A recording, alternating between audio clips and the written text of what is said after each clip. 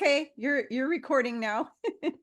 Hi everybody. This is Kimberly Palm here with my very dear friend and sister, Kat Whitney, Katrina, who's the Red Mountain Shaman.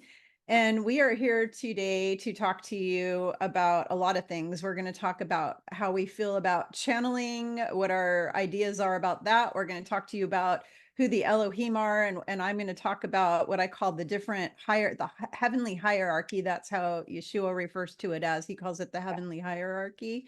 I'm going to go over what he told me last night and what he's told me before, because I've asked him over and over. He's probably getting tired of hearing me ask the same question over and over, but I just like to clarify. And sometimes I'm a big doubter and I doubt. And so I'll ask the same thing just to make sure. Like I'll give you an example. Last night, I asked him for the umpteenth time if there's actually going to be a certain person returning to the office of President in the United States of America. And he said, no, he's not going to ever be in that position again. And I said, is there even going to be an election? And he said, nope. And I said, why? And he said, because basically the system's going to come down, just like he told me in 2019. He said the whole political system's going to be crashed and there's going to be a lot of other stuff going on that's going to sidetrack the whole thing. And so there will not be like a November, that event in November will not happen. You know, I wouldn't be surprised if that's true. If you go Yeah. back and watch my video, America Will Change, Mm-hmm. I feel like that information sort of fits with what you're saying. Mm-hmm. Like the whole system is completely compromised and Yeah. corrupt. It's no It's longer all corrupt. of true justice. Yeah. So something's got to give. And so there may be for a while maybe two parallel systems going alongside each other. Yeah. The people that want to leave that corrupt system might go with him. I mean, Mm-hmm. as far as Mr. T goes, I was just told that he was a catalyst for change. So whatever that means, I He don't is a know catalyst for what he's change. going to I be was told doing. that too. I was told he's going to be in leadership, but in a different way. Yeah. He will be in world leadership in a different way in the new system. So that is what Yeah. I was told. And so will he still be in a power position? Absolutely. But it's going to be a different kind of a position. It's going to be more of a 5D kind of a position. So Yeah. What I was yeah. shown was that all of our systems are actually corrupt. And I Well, was shown, yeah, that's what they told me yeah, too. I was shown Yeah. this beast, this many-headed beast, like kind of Hmm. this crazy dragon creature with these all these different heads.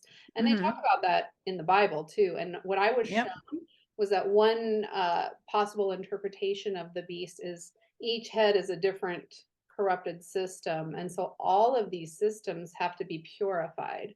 So that Yeah. right now is going through a purification process. Yep. That's funny because every time you get these messages, you and I need to point out to everybody, the cat and I don't talk about this stuff. And then when we come together, we find out that we literally got the exact same Yeah. messages every time, or maybe just a slight variation on the same message every Yeah. time. Because I was told in 2019, when he showed up in my room and told me to write Ascension 101, and I was like, I'm not writing any more books. And he's like, nope, you're going to write this one. And he made me write it. But he told me all the systems were corrupt. They're all collapsing. And then he said the food system, medical system, political system, school system, financial system, All of all it. of it, all the history's a lie. The Bible's a Gotta lie. be, it's It's gotta be just, purified. it all It's has to all been be hijacked purified. to, Yeah, to, it's all been to hijacked. keep us under a veil of illusion. Uh-huh. So now that we're starting to awaken and that veil is Slaves in the becoming matrix. thin, people aren't going to be resonating with these systems Yeah. anymore. I know, it's awesome because we were slaves in the matrix, but we're breaking free from the Mhm. matrix. So Yeah, that's not going to yeah. happen tomorrow, but it's gonna, over time, this is gonna be happening, and that's what the Hmm. purification of the planet is that it's happening right now.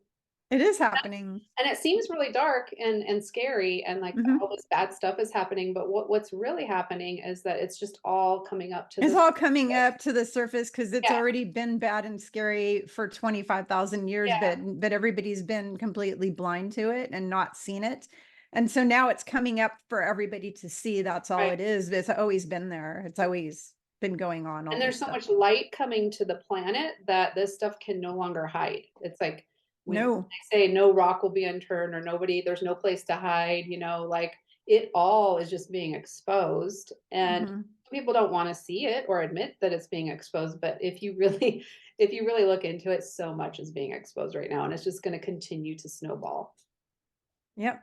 Yeah, absolutely. So I wanted to point out a few things before we begin because I had some interesting comments on my last video that was my 2024 message from Yeshua. So if you haven't seen that message from him for what's coming in 2024, go back on my YouTube and look for that. That was the last video I did, but I got some interesting comments I wanted to address. Number one is something that a lot of people call me up or they see me even in person and they're maybe a shaman or something and they see me or they see me on a video and then they send me a message or they call me or something and they ask me, are you Mary Magdalene? They always ask me that if I was her. I've actually had shaman tell me that I morph into her when they're looking at me. And the answer to the question is no, she's not on the surface of the planet. Because if she was, she'd be executed in 5 seconds along with her husband, Yeshua. They'd be taken out, which is why he's not here. I talked about They that in already my took them book. out once. So Yeah, yeah, they'll take him out again. So she's not physically here, but there's 29 women on this planet that are carrying a like a fractal of her. We're holding her energy. We have, how do I want to say, we're like her placeholders here, I guess you can say. So we're like her representatives. It would be like her agents or her representatives. So we are carrying what's called the Divine Magdalene frequency. We're carrying the Divine Magdalene frequency. And so that is what I embody. And that is what I carry as one of the 29. So there's 28 others. One of those is Stellar, who I had on this channel. I had Stellar on this channel recently. She's another one. There's several of them who I know personally. And then there's a bunch I haven't met yet. Because they're all over the world. They're spread out all over the world. They're gridded in specific locations all over the planet. So like Stellar was gridded in Ireland. She's Irish, and I'm over here in the US, and we have different people who are holding that Magdalene frequency. But she's not here in a physical form. We're just kind of her emissaries, as you may want to call it, or her I like assistant, that like word. her. Mm-hmm. Yeah, they Yeah. told me I'm an emissary of light. Like you're Yeah, we're center, basically you're holding that light, that yeah, we're representing the divine Magdalene, divine feminine here. We're holding the divine feminine. My BFF recently made a comment to me about the fact that my biggest issue is sorry, my sinuses are draining because I had a dust. I was telling Kat before I came on this video that I had this huge dust. I'm allergic to dust mites. And when I sat down in my office here and put my computer down, the dust just went all up into the air. And then the sun was coming in the window and it put all the dust mites. And I was choking so hard and I'm still kind of like, my throat is still kind of groggy. So if I clear my throat from time to time, that is why. So I will forgive apologize. you. It's okay. Yeah, I apologize for that. But I just wanted to explain that to people that no, I am not her. I am, I guess, her representative, one of her 29 representatives that are here. And all of us were her. We were trained, we were all there with her at that time. We were all trained Magdalene priestesses in her order that she started. She started her own order when she was here, and we were all trained in that order. And that is why we are here again representing her, because we are her priestesses that were there then. So that is why we are back here representing her frequency and carrying her frequency for her on this planet and holding that light, gridding that light on this planet. Yeah. So I just wanted to tell, because there's a lot of people who write to me about this all the time, and it's like, no, I'm not. I mean, I literally have had 2 different Native American shaman in person see me morph into her. That's what they said. They said I was morphing into her, and they were freaking out, by the way. They were like literally Yeah. freaking out. And they said I morphed into her, and it's like, no, I'm not her, but I'm carrying her frequency. So that is what you are You seeing. have a deep connection. I mean, if you want to put it really simply, like, she's her own being, but She is her own when we're being. connected to We're somebody, very we connected to have a her. similar frequency that we carry. So that's probably Mhm. what they were seeing. Yeah. Yeah. No, yeah, definitely not her. I don't know if I could walk in her shoes because she's pretty amazing, but um Very advanced. I'm doing the best I can to assist her, but I'm definitely not her. And plus she's lucky too to be the wife of, our brother Yeshua. Yeshua. Oh, Yeah. so I wanted to talk about just real quick about, Mhm. so I did a little quick ceremony with my husband on the solstice. Mhm. And so this kind of leads into what we're going to talk about the Elohim. So what I saw was Yeshua came and like Mhm. out of nowhere he just said the Elohim are high frequency beings of light. They create spirit and matter. And on my last video I said I accidentally said they created um spirit and the world or the earth accidentally, but when you look Yeah, it they up, didn't create the earth. well, when you look it up biblically, it does say that. It Yeah. says they created the world. So I don't know how much of that is inversion. Mm, But Yeshua told me they create worlds, but they not this create one. spirit and matter. So that's all that he said. I was like, Yeah. and I looked at my husband and I went, why is he telling me that's so random, like out of nowhere? Yeah. And that's all that he said about them. And then the next day, the internet just blew up about how evil the Elohim are and that they're all these fallen angels and Which tricksters. is why we're going to talk about it today because So they're I spreading was like, lies about the Elohim. yeah. So I was like, oh, Yeshua knew that was coming. And so he was warning me, don't get sucked into that narrative. We're gonna talk about this. There's a guy named Cliff Be High, attacked. and there's a bunch of others out there that are spreading misinformation that the Elohim are evil. And I want everyone to understand that the people who are spreading the info that they're evil have no psychic connection whatsoever. They're not psychics. They're not Mm, intuitive. They're not connected to source, and they're being controlled by a lot of entities. They have a lot of yeah. entity attachments that are controlling them and stuff. Well, and one of the people that was Yeah. promoting this narrative was we never will put names on this channel because I don't believe in cutting people down and calling people, you Yeah. know, And I'm out. not saying Cliff 'Cause- High is a bad guy. I'm just saying he was spreading misinformation, but he was getting it from someone else. It isn't his Right. information. He I'm wasn't getting it direct. He Yeah. was Oh, getting I'm it from talking about somebody somebody in the spiritual else. community that's a terror Yeah. leader. Mhm. So, like, I don't want to name any names because I really like this person's energy, actually, that Mhm. was promoting this. So,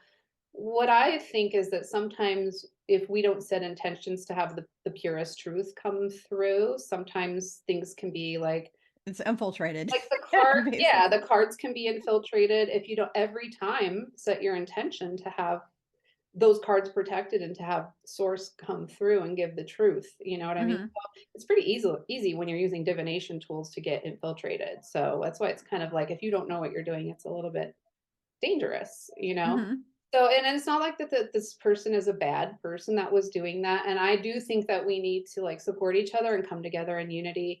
Somebody that I just met that is a friend of yours, she channels Yeshua. It's Michaela? Michaela. Yeah, Michaela. she's awesome. Yeah, she's a sweet spirit. I really like her. And she said that we all need to just stand together as a family of light and support each Mhm. other so that we don't Mhm. get infiltrated and so that we can Yep. help each other rather Mhm. than just saying, oh, this person's evil. That Everybody's person. fighting each other and trying to Yeah, take each other down, and I have no yeah, interest in being any part of that. I mean, that's why you never see yeah. me on my Facebook or YouTube naming a bunch of names. And people, Right. just so you all know, everybody who's watching, you guys keep going into the comments and asking me, is this person good? Is that person good? I am never going to answer your question in those comments about a specific person. If you want to know, you better message me You gotta go with privately, you have to go within or you have to and learn. try to read Yeah, that energy and try to learn how to discern. you Like, need to and learn, I which think is, yeah. part of the reason that this is happening is so that we can learn discernment. Discernment, which is Like, what well, I it's teach a my clients lesson. It's a discernment. That's lesson, one. and it's not that anybody is no one person is all evil or all good. We No, all have the potential to we be all, good and yeah. evil, you know what I mean? Hmm. We all have a shadow side and a light side, so Hmm. going around pointing the fingers at, "Oh, this person's completely this way or completely that way," it isn't gonna serve us. It's like, "Oh, that person made a mistake, Yeah. maybe was infiltrated that day," or Yeah. some people I think are constantly infiltrated. Like if you see a channel where that person is mostly their content is based on calling out other spiritual teachers, then that's Mhm. probably somebody that's infiltrated, because that's all that they're doing These is I've seen a negativity. couple channels where every video is this one woman picking a different spiritual channel each week Right. and picking them apart and Yep. assassinating them. Yep. She's And a I'm sorry, but that's just awful. wrong. Yeah. That behavior is Yeah, totally it's wrong. awful. So if somebody is that their whole channel's based on just picking on people, that's Uh-huh. completely negative forces working through that, because that's we need to come into unity.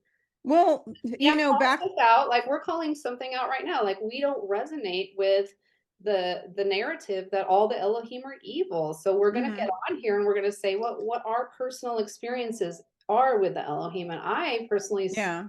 the Elohim came to me, and it's a certain group of Elohim, and they called themselves the Elohim of the Blue Ray. And I had never Uh-huh. heard of that in my life. As you know, I grew up in the Mormon church, so like none of this stuff I had any idea about. And I was just like, what? Who's the Elohim of the Blue Ray? I had no idea who they were. And I just said, okay. And I checked in with, source creator, and I said, are these people okay to commune with? And I just said, yeah, can't you feel their frequency? Like, that's one of the ways we discern, is feeling into the being's frequency. And it was a very high, yeah, it was high vibrational. Their messages, if you go back and listen to my videos, when I bring forth messages from the Elohim of the Blue Ray, it's all very empowering, positive messages. So that's one of the ways we can discern. Is it empowering Absolutely. or is it disempowering? Is it cutting everybody down and picking on everybody, or are we trying to lift each other up? So yeah, so I think the Elohim of the Blue Ray, when I feel into them, that's a very positive group of Elohim. And then I was like trying to search online. I was like, well, is anybody else getting messages from this group? And there's very few people that are connected with this group. So there's very little online about these Elohim of the Blue Ray. But there is a few things that I found. So it's not just me. I'm not the only one that's getting information from them. So Mhm. I would like to know, like, have you had personal experience with Elohim? So my higher self, so I just found this out in recent times because I've been dribbled. So since I was a child, information has been dribbled into me at the rate that my human brain can That's how they handle do it. it, Yep. and that I'm ready for it, and my ego is ready for it. So I finally got rid of like all my ego several years ago. Like when I say ego, I mean the dark side of ego. Okay, so everybody has an ego. You have to have an ego to be on planet Earth. I've talked about it before in my books, what I call the dark side of the ego. So like jealousy, possessiveness, competition, the need to be right, being a know-it-all, thinking you're better or more important than others, all those shadow parts of people, jealousy, all those meanness, narcissism, all those parts of ego, thinking, oh, I'm all that in a bag of chips. I I haven't had, I've never had any of those, but then I've had like a few little things, a few little negative kind of things that I have conquered and I got rid of. And so because I got rid of that, now I'm getting more information that I wasn't ready to receive until I cleared away those parts of me, those shadow parts of me that wouldn't accept that information, coming through in a love and light kind of a way, I guess you can Yeah. say. And And also so, part of the ego is just the indoctrination that all of us have yeah, a lot of been it is subject to indoctrination. I mean, over I was our lifetime. indoctrination from the school system and the You church grew up system, Catholic, I was hardcore Catholic. I mean, I we're was saying both my rosaries and indoctrinated sing. by religious systems. Yeah, We all have to like yeah. shed. It's about shedding, like this Hmm. snake skin shedding and rebirth. And so that's how we start Yeah, to be able to open ourselves up to new information that we're not used to. And yeah. spirit will only give us like line upon line, precept upon precept as we are ready to ingest it. So that makes a lot of sense. Yep. So anyway, so what I finally found out recently was that my higher self, okay, so I talk about this in my book Ascension 101. I break down all the parts of the soul, like the oversoul and the monad and the higher self. You know, I break all these things down in that book to explain it in a very, that's why it's called Ascension 101. It's very basic language for people who have newly woken up, who aren't all sciencey. My brain cannot wrap itself around, and Kat and I talked about this earlier. My brain can't wrap around some of the things that people put out. Like somebody who I really love is Lisa Renee, is that her name, I think?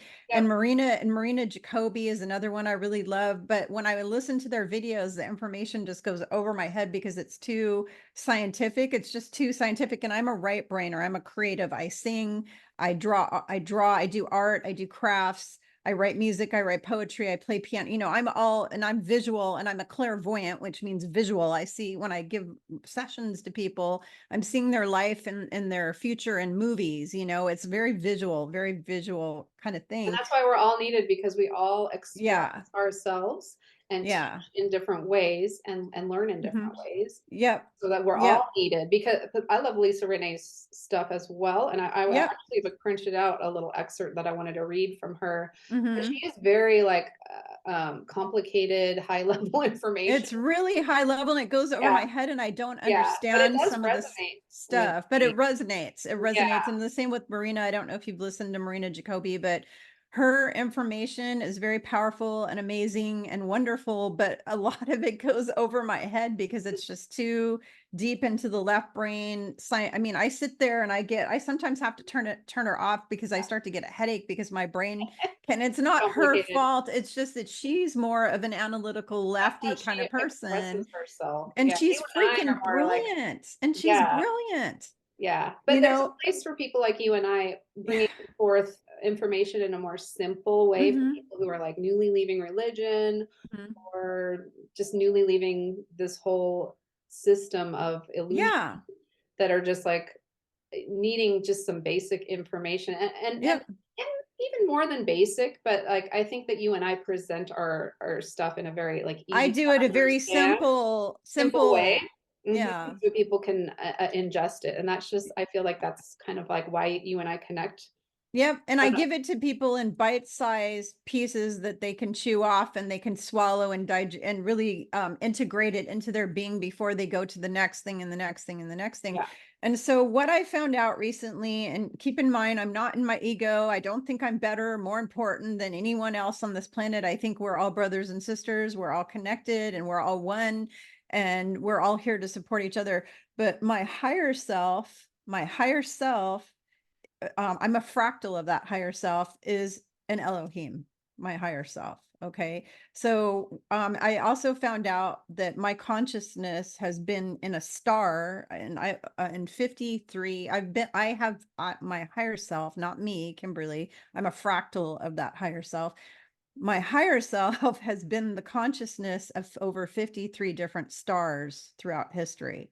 53 different stars. And I'm going to go into all the notes in a minute of who the Elohim are, what they do, and how they're connected to the stars, and all of that in a minute. But I am like a fractal of that person. And I even asked, because one time I was dreaming, well, I wasn't really dreaming. I was out in the, what we call the etheric realm, traveling at night, in the astral realm.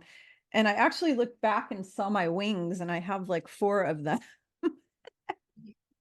I have four of them. So it was kind of cool because I'd never done that before. I'd not like looked back and seen, Yeah. what do I That's look really like? interesting, because like when I started getting messages, Mhm. they would always end the messages with "woman of the stars." So I was like, what does that mean? Like when I was first, starting to hear spirit, they would always say "woman of the stars." And then like really recently, I posted on my Facebook that I filmed it. It was so weird. It was a star, and it was just like kind of pulsing different colors. And I Mhm. said, "Does this look like a normal star to you guys?" And then our friend Robin, she said, "That's not a star. That's like something communicating with you. That's like plasma." Like I was like, "Wow, like that's just crazy." And then like when I was young, like really young, I always like wanted to get a tattoo of an angel, like. And then my last angel tattoo that I've really wanted, it has six wings. It's like a Mhm. seraphim with six wings. So Mhm. I do believe, and when I communicate with these beings, they will often appear to me in the form of an angel with these giant wings. So Mm-hmm. there is something to that. I mean, I don't know if they're just appearing like that because we want to see them like that, but I that's how I see them too. So it's pretty interesting because that all kind of aligns. Well, one aspect of my higher self, and it's just an aspect of it because you have to understand that you can have an oversoul that breaks itself up into a lot Mhm. of different things. But one Yeah. aspect of my higher self is the 12th density angel. That's the form of myself that sings with the heavenly choir and sits on angel tribunals and judges the Mhm. bad guys that, are getting into Yeah. trouble and stuff like that.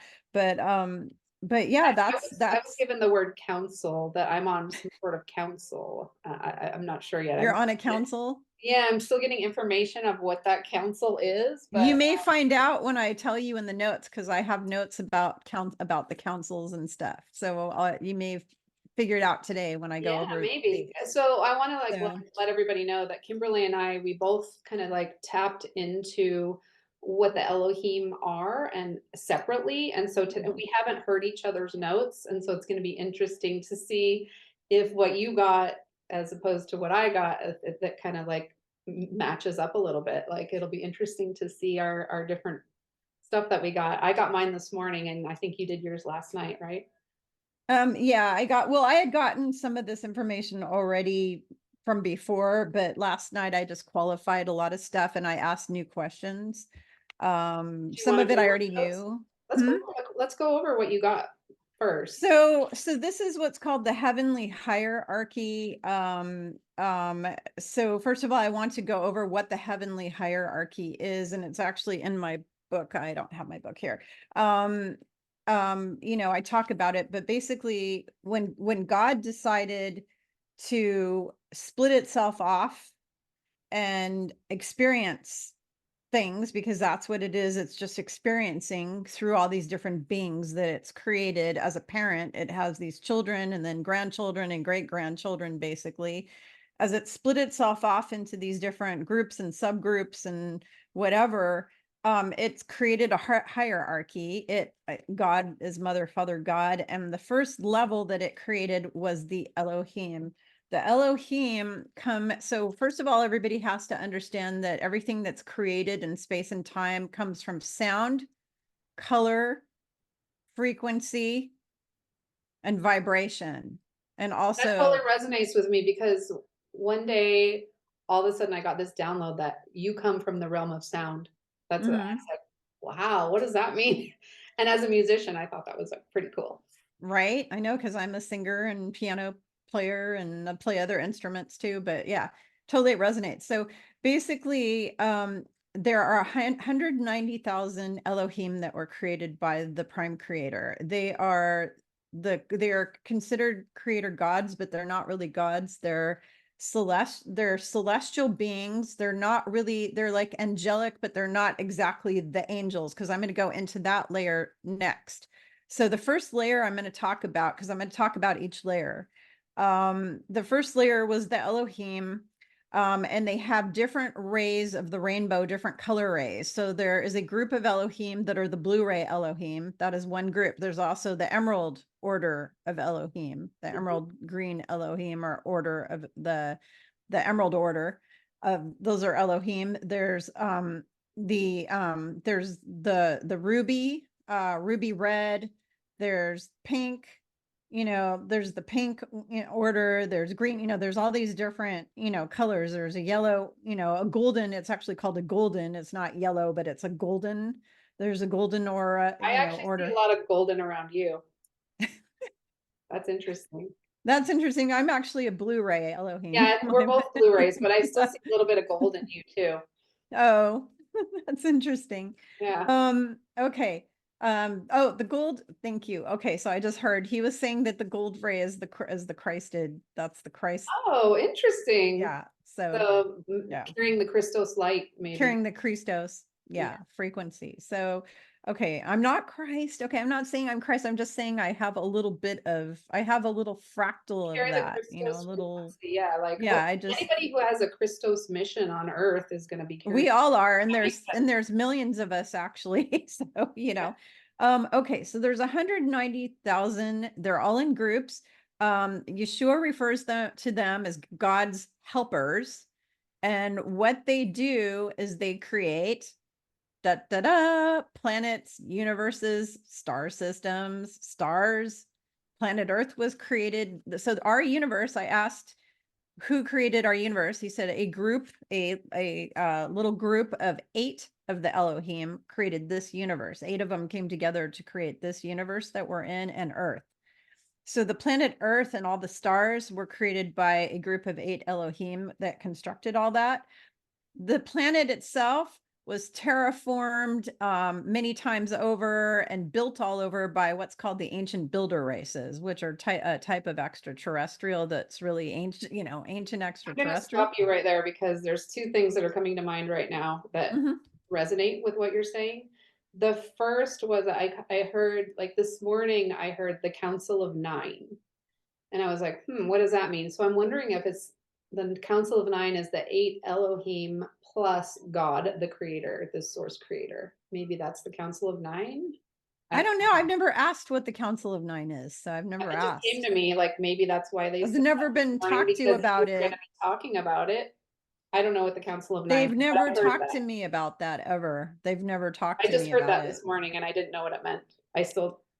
I'm just wondering if what you're I'd saying. have to go and talk to him again and find out what that is, Yeah, because me too. I've And never. then what else were you talking about? There was So let me finish because I'll go off track. I have okay. ADD really bad. I mean, for all Okay. of you who don't know me, I do have ADD, and if I get off track, it's not a good thing. So let me finish with this. So they create planets and universes, stars and star systems, time, space, dimension. They're the ones that go and do all that because God wanted to experience things. So he created these Elohim, and that's what they do. Now, the question of are they good or bad? There are no bad Elohim. Why? Because Elohim is like the arm and the foot and the head and the hair of God. Okay, so imagine if you're God, is God good? Absolutely. God is not evil, right? God doesn't want to destroy. God is unconditional love and creation. That's all God is love and creation. And so are the Elohim bad? There are 0 bad Elohim, because that would be like, then God is bad, and then we're all doomed. If God were to go bad, we're all FUCK'd. I mean, we are screwed if he goes bad. Okay. So that isn't going to happen. So there are no bad Elohim. Now, where you get the good and evil and people screwing up is when you get into mortal souls, which is part of the hierarchy. I'm going to explain when you get into what are called mortal souls. So a mortal soul could be a reptilian, it could be a human, it could be a gray, it could be a Pleiadian. Those are mortal souls. They're not angelics. And the angelics can go bad too, which are called the fallen angels. They left, and we're going to talk about those. Those are in part of my hierarchy notes that he explained to me. So that's what the Elohim are. They have different rays and groups of them. There's 190,000 of them. 8 of them created this particular star system that we're in. And they can also be the consciousness of the stars as well, which is really cool. They could be the consciousness of a planet. They could even be the whole Hyros gammas. I mean, they're really cool. So there's that. The next layer down that was created were the archangels. And those are like Michael, he's the head boss of the archangels. You've got Raphael and Gabriel and Uriel, all those different archangels in there. Those are real. Those are the real deal. I've been chatting with those dudes since I was a little baby thing, since I was a little kid. And then the next layer down from them is what Yeshua calls the heavenly host. And when I said, who are the heavenly hosts? He said they're the angel armies that fight all that protect all the universes, and they're the protectors of everything and fight all the demons and all that kind of thing. And then the next layer down is what are called the guardians. So those are the angels that are the guardians of like earth, guardians of people, guardian angel, my higher self aspect, that's part of my other higher, my even higher self is a guardian. So And then there's what are called Orifim. And I'm like, what are the Orifim exactly? Because what they say on the internet is not true. Because if you go on and look up Orifim, it's not going to always be what's true. He calls them the advisors or counselors to God. They're like the council. They're like the council or the advisors, you know? So you know how the king always had an advisor? When you have a king, he always had an advisor. So the Orifim are the advisors to God. The next level down are the Seraphim. And um and I'm like, what did the Seraphim do? And he said they are warriors who forge new horizons. That's how this is his language he was using. I don't speak like this. Okay. He speaks in totally Oh, that different makes sense. Yeah. ways that I speak, but he called them warriors who forge new horizons. I actually personally know several of them. Like I know them, like here on Earth, they have aspects that are in bodies on Earth here, a lot of them. They go into space and they hunt down the heathens who have broken the laws of God and the universe. That's what he said. This was his words. He Interesting. said they go into space. I said, what did they do exactly? He said they go into space, they hunt down the heathens. He used the word heathen. He used it to me several times last night when I was talking. And when I asked him, what do you mean by heathen? He said, anybody who is breaking the laws of God in the universe. Antichristos. Yeah, they're antichristos. They're the antichrist, basically. So they're breaking the laws of the universe. They're breaking God's laws. He refers to them as heathens. Okay. And so then the next layer down, you're going to love this, is the healing angels. They're angels that are responsible for healing. And that's the next level down from that, which I find very cool since I'm a healer. That's very cool to me. I heard this channel that I love, it's called Earth 111. I don't know if you've heard of it, but she was just talking about how uh, most of us have aspects of ourselves in all these different dimensions, in the 12 different dimensions. Like, so I find this really fascinating, like that maybe you could be like a fractal of yourself in all of these different dimensions doing these different jobs. Mm-hmm. What do you think about that? Well, the thing is that an oversoul or monad or whatever, or like even an angelic can break itself into, and that is what they showed in the Harry Potter movie with the he who shall not be named breaking himself into 12 things and hiding them in horcruxes, which are these different things like a coin or a goblet or this or that, hiding fractals of his soul so that he couldn't be destroyed. Mm, What they were showing you is your oversoul can break itself up into different things and all have different experiences all at the same time. right. There could be the higher self of Kimberly, which is not named Kimberly, by the way. I have a different name, which I'm not going to share on social media, but because it's very personal. But my oversoul could break itself off into all these different beings that could all be having experiences on Earth. There could be 20 of me here right now. I don't Yeah. know.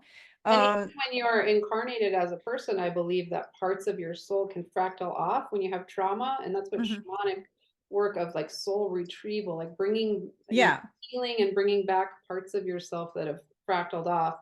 So that can happen maybe in other dimensions where you can uh, fractal yourself off in a good way, where you're That's a different expanding. thing. Yeah, those are Like, two different things. yeah, You they're can both different fractal, things, but they can go either way. And so you're right. expanding in a good way too, so that your Yeah. soul can do more You can fractal your job, soul work, off. more And they experience. do that when they do ritual sexual abuse on children and when they take all these celebrities and do terrible brain like MK Ultra kind of stuff. They fractal their soul. Every time you have somebody who traumatizes you, like let's say you're in an abusive marriage, that person is taking a piece of your soul, Yeah, so actually. that's why it needs healing, and you need to like reintegrate that part of your soul when you're ready Mhm. to integrate it. Anyway, I Yeah. thought that was interesting. Go ahead. Sorry. Okay, so the next layer down is the founders. The angels, he calls them the founders. And I'm like, Now, who are are the the founder and the builder races the same? No, Okay.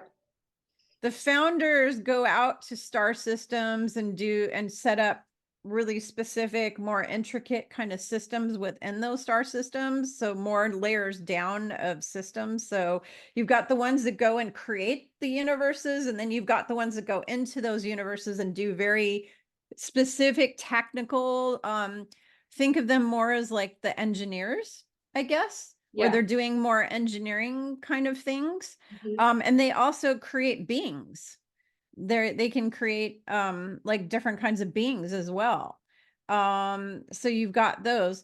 And then the next layer down is the music and choral angels, which I've sat on that before. I mean, I've been part of that. I can actually hear, when I first started getting my clairaudience online, it scared the hell out of me, but it made me happy at the same time because I was standing in my pantry. I'll never forget the moment my clairaudience fully came online. I was opening the pantry door and I started to hear the heavenly choir sing in my head. Wow.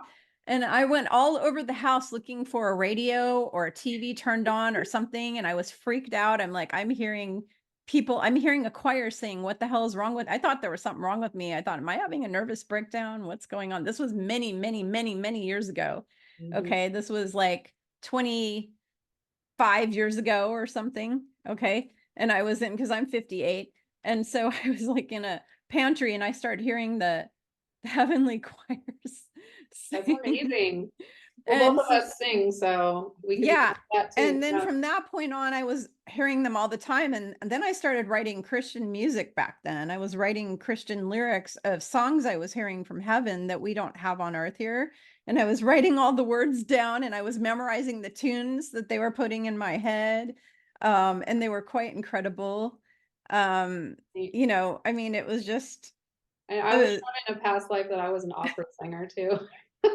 well, I am in this life. I'm a trained Yeah. opera In singer, this life, but I'm more of a rock and roll type of a girl. I can't sing rock and roll. I can only sing opera. I have a very vibrato-y voice, I'm, more like, Yeah. oh mio babino Yeah. caro. That's my voice. So, I'm No, more, I think we want to have different experiences in each incarnation. yeah. Anyways, okay. So the next level down from the music and choral department of heaven is the cherubs, or cherubim as they call them. And then he said that there's many other types, but I was getting close to bed. I mean, I had to go to sleep. I was getting tired and I wanted to move through it. So I just said, at this point, I don't need to hear more. So then we went on to the next thing and I was asking him, so then the next layer down after the angels were created, they created, what I call, the station of the Christ.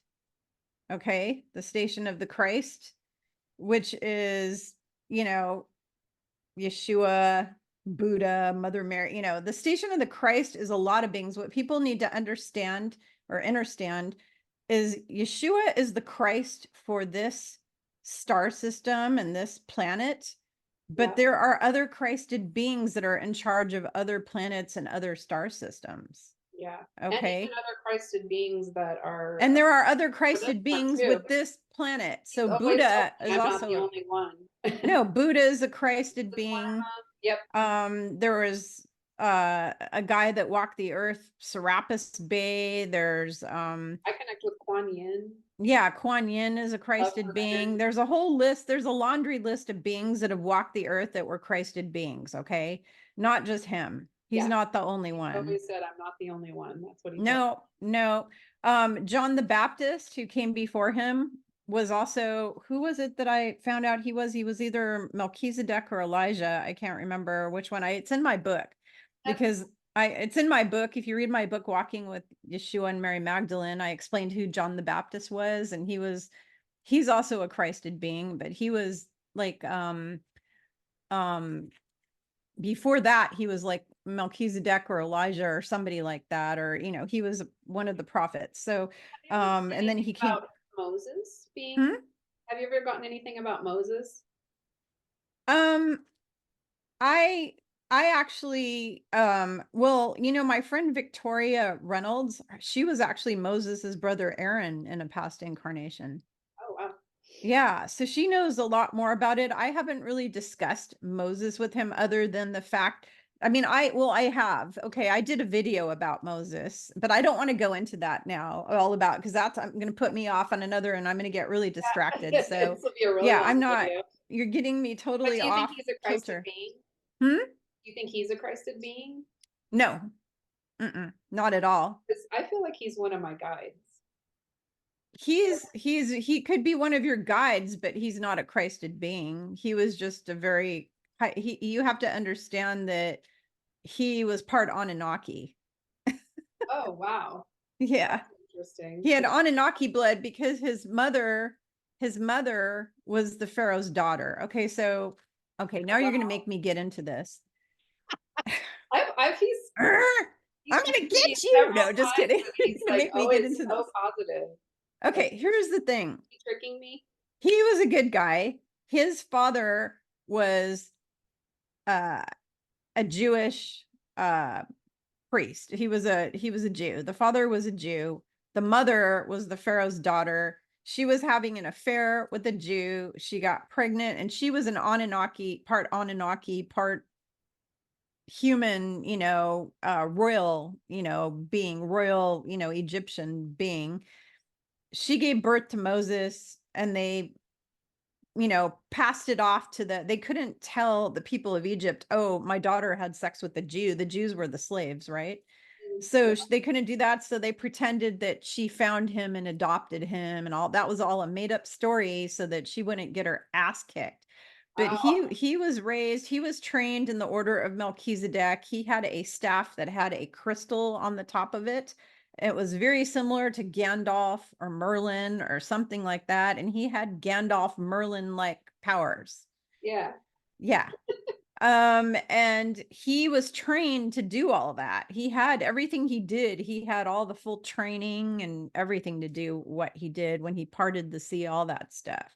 He Mm, was a very high level priest, but he was part Anunnaki, and he was using his superpowers. wow. But you don't think he was a bad person? Like, No, he wasn't bad. In fact, when he went up in the ship, he went up on that Mount Sinai. He didn't just go up there and disappear for 40 years. Think about it. A man all by himself with no food, no shelter, no nothing for 40 years, and then came back down. Bullshit. That, I mean, I you're don't, logical. If you have a logical human brain, you know that that's not a possibility. He went into a ship.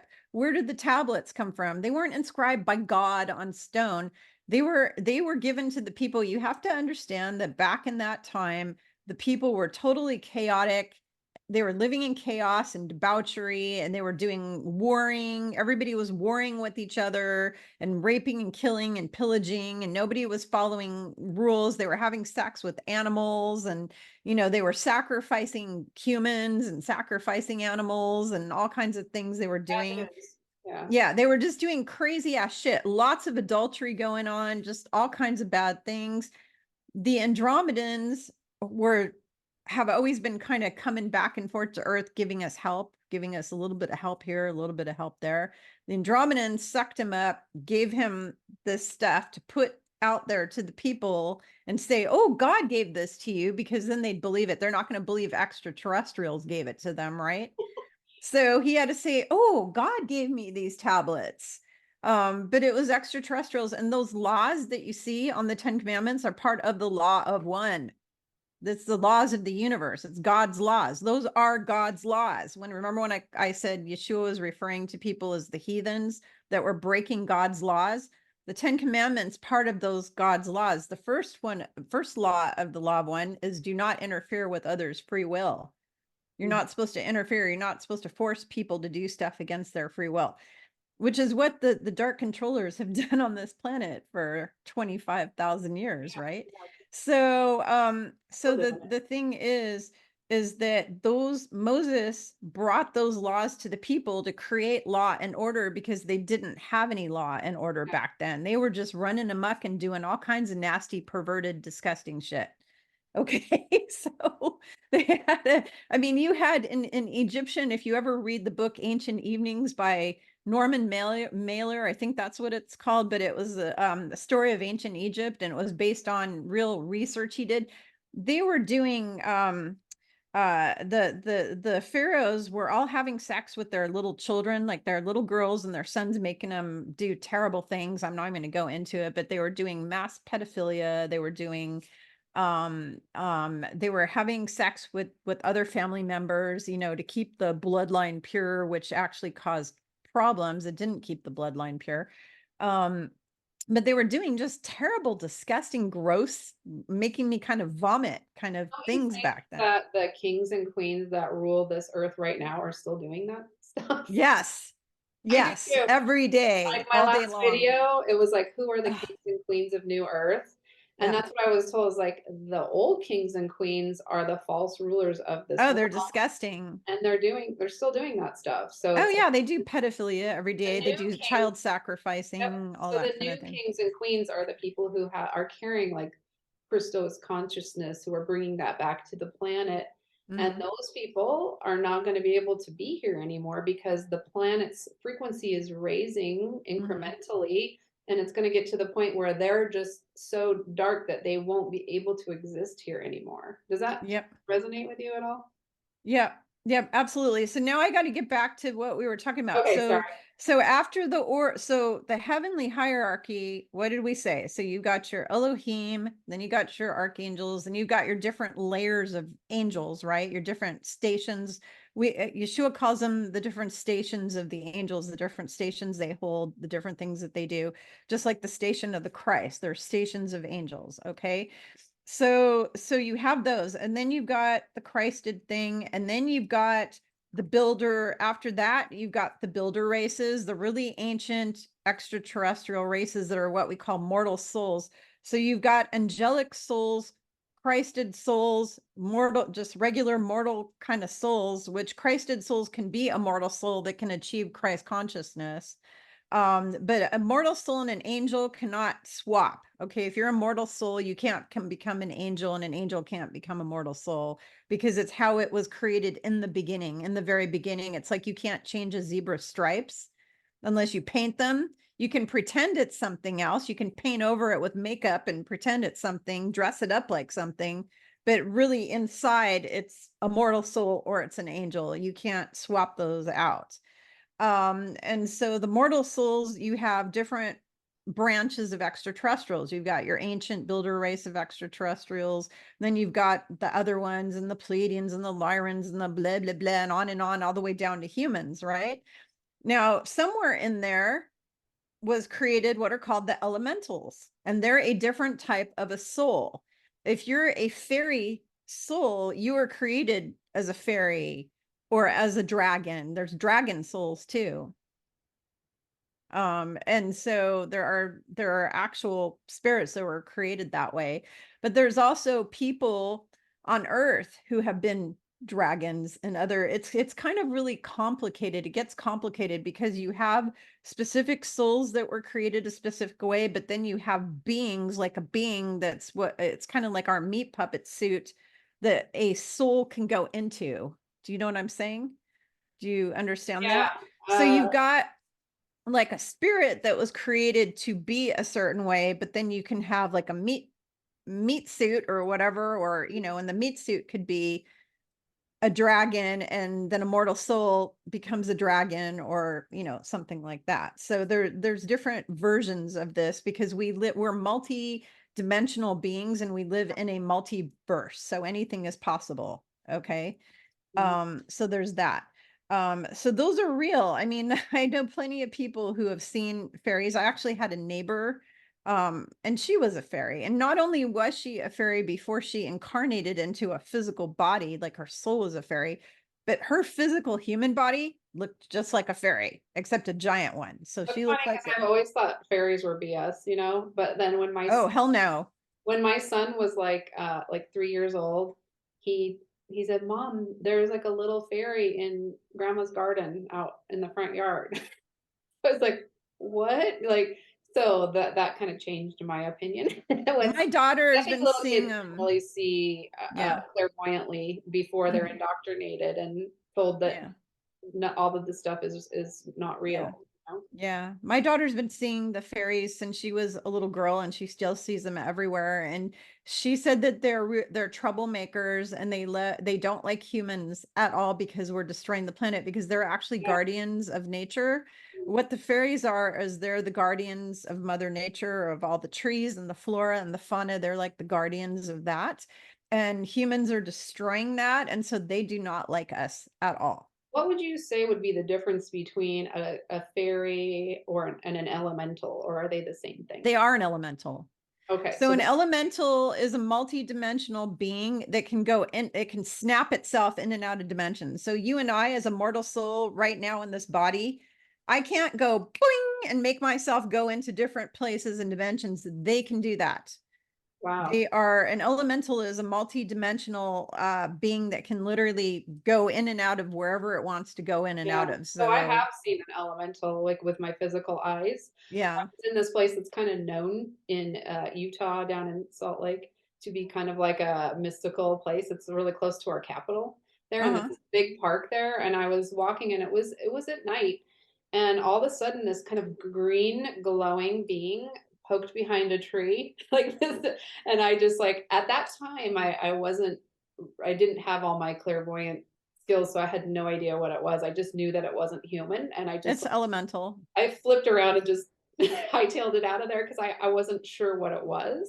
But now Mhm. looking back, I'm like, yeah, that was definitely an elemental. It was in the forest. It kind of had a beautiful green Well, thing. that's what I was gonna say. So I It seemed was like a protector of that Yeah. area. So have you heard of the term jinn? The jinn, Yeah, the jinn. Okay, they are real, and they will appear as a green orb sometimes. There was one, so we had what was called a water jinn. There are water jinn. There's jinn that represent different types of elements. So you have air jinn, water jinn, or the you jinn have were different. like more demonics. Hmm? I thought the jinn were demonics. Some are and some aren't. So it's Okay, just like everything else. There's good and bad. So just yeah, like the Anunnaki, which I'm going to get into. I wait till you get to my notes on the Anunnaki here. That's going to yeah, flip you out. yeah. Okay. So so the jinn, there's good and bad jinn. Okay. And when we were staying on a lake in it was for my daughter's 21st birthday, we rented a cabin on a lake in the middle of a huge national park. The cabins were owned by the government. They were government, they were owned by the National Park Service.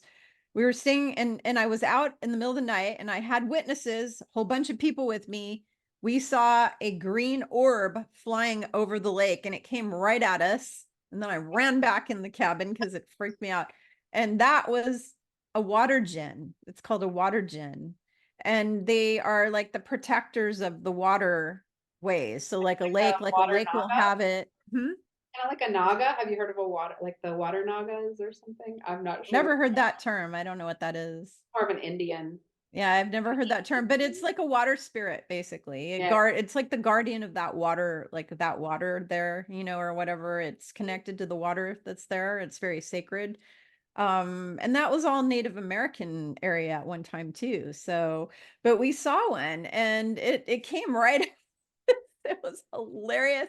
I don't think it was trying to harm us. I think it was actually trying to just kind of say hi, I mean, it That's was how I just feel coming about up. the elemental spirit I saw. I think it was I just didn't feel any for real. Here malevolence we at are. Here all. I am. I'm real. Yeah, I didn't feel anything bad, but I just at the time I didn't know what it was. It Like, was just kind of yeah, shocking. It was just kind of yeah. shocking To and see surprising. something with your physical eyes like that, Yeah. clearly not human and was glowing, was just very strange at the time. Okay, so now let's talk about the Anunnaki, and then I'm going to talk about the Nephilim. The Nephilim.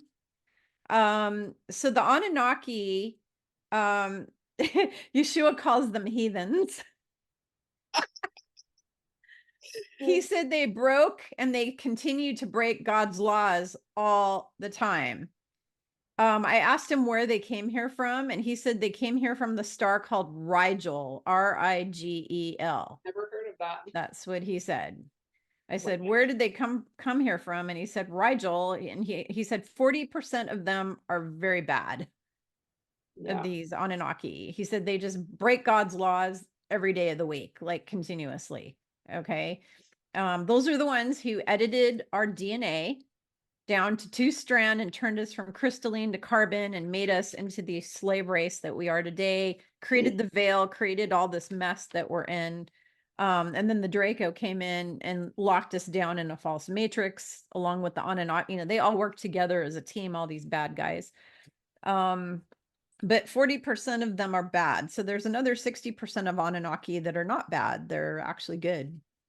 So I there's good found that almost Anunnaki, with everything bad that Anunnaki. I'm learning about from spirit, there's always a light and Yeah. a dark So let me explain version though of who the everything. Anunnaki are. They're not any kind of a heavenly thing. Anunnaki are just extraterrestrials that have really powerful technologies that they brought here to Earth to build pyramids and all the other stuff that they built. And that's all they are. They're just extraterrestrials, but the humans worship them like gods. This is what Yeshua said. He said humanity worshiped them like gods because of their technology and all their showy, Yeah. They think theatrics. like gods. It's Yeah. just a bunch of theatrics, really. They made themselves look like gods, but they are not. They're just extraterrestrials that have this technology because they're an older civilization than we are. Mhm. So now I want to talk about the Nephilim because people always say, what are the Nephilim in the Bible? They talk about the Nephilim. Everybody's always asking about Nephilim, Nephilim, Nephilim. Nephilim are the fallen angels. They are giants. Now, keep in mind, they are not the same as the humanoid giant race. I happen to know several giants that I communicate with in the ethers. There are good giants and there are bad. So with what we call the humanoid giants, because there have been giants on this planet for billions of years, they some are good and some are bad because they're just like humans, and the giants that are bad hate humans and eat humans. They do not like us. They will pop us And in their that's in mouth the like book a of candy. Enoch, Hmm? actually. And that's in the book of Enoch. Yeah, that's in the book of Enoch. However, We took that out.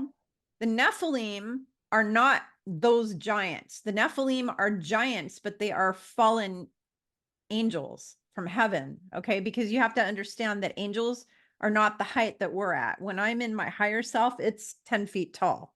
So it would appear as a giant. Okay. So the Nephilim are giant angels. They are giant angels because all the angels are giant. There's even 200-foot tall angels in heaven, believe it or not. Those are the sentinel angels, by the way. I didn't talk about them earlier, but they're sentinel angels that are like 200 feet tall. So these Nephilim are fallen angels that came here with Lucifer 26,000 years ago. Okay. They came here with Lucifer 26,000 years ago.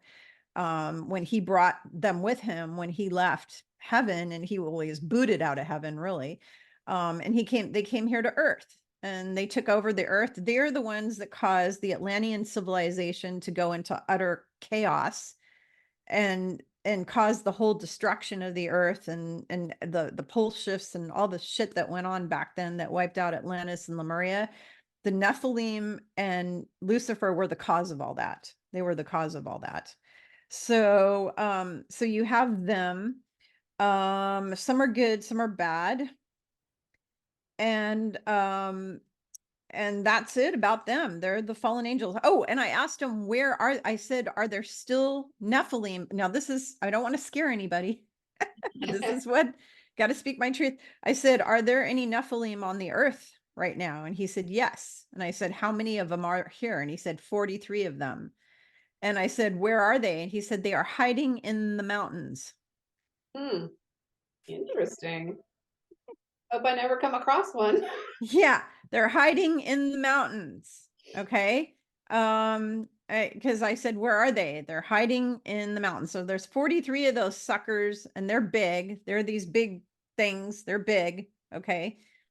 They're hiding in the mountains. Interesting. Yeah, that doesn't make me too happy right now. Other thing I asked, I said, are there any other, because I know that I'm like a fractal of one of those Elohim. I said, are there any other of these Elohim on earth right now? He said that 3% of the Elohim have like a fractal incarnated on earth as a human in a human body. And I said, What do you mean 3%? 5,700 of them are here right Wow. now. What? 50, yeah, I mean, it's 5,700. not a lot, but it sounds like a Yeah, so lot compared there's to 3%. 5,700 people walking around the earth that have a chunk of an Elohim, and Interesting. That's probably why you and I were called to Mhm. kind of talk about this topic, because there is so much misinformation, I think, going around right now that they're all evil. Because do you and I seem demonic? I don't think so. You know Maybe some what? people think we are. I don't know.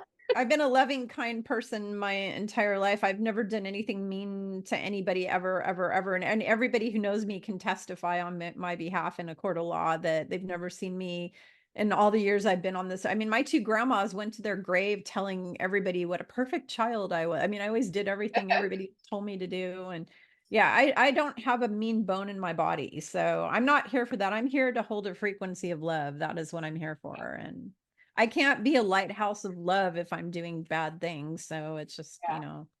that's why. Well, I know I'm human, so I know I definitely have not led a perfect life, because no human is Oh, perfect. none of us are perfect. When But I I was in think that, college, I was drinking heavily and yeah, partying heavily, just like I any had other my human in share of college. that too. I'm So not, I'm not, but I don't what I'm want saying people is to I've like never done anything misunderstand that we bad. think that we're perfect, because we don't. We're not perfect. We've, Oh, I'm not perfect at all. I mean, I've had swearing fights with people yeah, before and stuff. I mean, I but cuss have I sometimes. I purposely used to harmed drink. anyone? Yeah. No. But yeah, we're not like evil. We don't like do go I've never around harmed anybody. harming I've never harmed children, an or animal, like never the harmed a evil stuff that the person. fake kings and queens are doing, right? So I think Yeah. I just wanted to clarify that. Yeah, we're not perfect. I'm a human. I'm not going to say I'm perfect because I'm not a saint. Like my daughter will say, "Oh yeah, mom, you're really a saint." And I'm like, "No, I'm not. Are you kidding? You should have seen me in college. I was definitely not a saint." We all have those days. But at the same time, I've never ever done anything malevolent to any other human or animal ever that I've walked on this earth. The only person I've harmed is my own self, because when you're drinking too much alcohol in college, you're pickling your liver, so I've only Yeah, harmed myself. I've had to detox my liver. I don't drink anymore. I've been drunk still in detoxing my years. liver. Yeah, Just I haven't I drank have like a gene that since where I just have a trouble detoxing. 20, I was 22. I was 22 or 23 when I stopped drinking the alcohol, something like that, because my liver just can't handle it. Yeah, I And can't really. now if I put alcohol in my mouth, it actually makes me physically sick. If Oh, I me drink too. alcohol, it makes my I get stomach so sick. Like, burn it and was really everything. easy to get over it because I just became allergic to it. Yeah, me too. Me too. And my stomach just rejects it and says, "Nope, not going Yeah. here." But I think that's yeah. your body telling you, like, when something is not in resonance that you're ingesting, your body Mhm. will tell you. I mean, and sometimes it might take a little longer for things to develop, but it's really important to like take care of your temple, your physical temple. Yeah. Absolutely. So, we're all human. We're here to have learning experiences, which is why I had to ask him questions and take notes. I didn't know any of these. I didn't come into this, I've had people come on my videos before saying, "Ooh, she's a know-it-all," and this and it's like, no, I'm not. Are you kidding? I am very humble. I'm the first person who will tell you that I don't know I know like such a tiny amount of Yeah. information. The universe is full of info, and I am a student forever. I will be Yeah, my learning guides and just told me learning, that. and Like, even though you're a teacher, you're still always a student I'm too. always a Everybody's student. always learning. So with that being said, I want to say that before I get into what I got about the Elohim, that there's a few things that are a little different than what you got. So Okay. I'm done, by the way. So if you want to proceed and tell okay, everybody what you got, that would be I will. awesome. Yeah. And most of what you said really resonates with me. So there's Yeah. one area that I'm still kind of like trying to figure out, and that is if some of the Elohim, through their free will, did go with a darker faction of Hmm. beings. So, and I got that they did. So I don't know, maybe, and I always like to tell people, everybody on earth is in a human incarnation. So nobody here is perfect. Hmm. So we're all trying to figure things out Yeah. through our human Perspective. perspective and filter. We all have like human filters. We all have biases. We all have Mhm. indoctrinations that we're dealing with. We have levels of perception and awareness that are different than each other. We might be, our frequency might be connected to certain groups or beings that other people aren't or are. So there's a lot of reasons why people might have different perspectives on certain things, and I Mhm. think that that's okay because we're all the students still. So I'm still learning, and I'm not. I when I give my information, I by no means am saying like this is the word or whatever. It's just like my perception of what I've received. So take it or leave it with a grain of salt. And yeah, so and I think even if good friends like you and I can maybe disagree on one thing, it's Mhm. totally okay because I might evolve and change my mind later.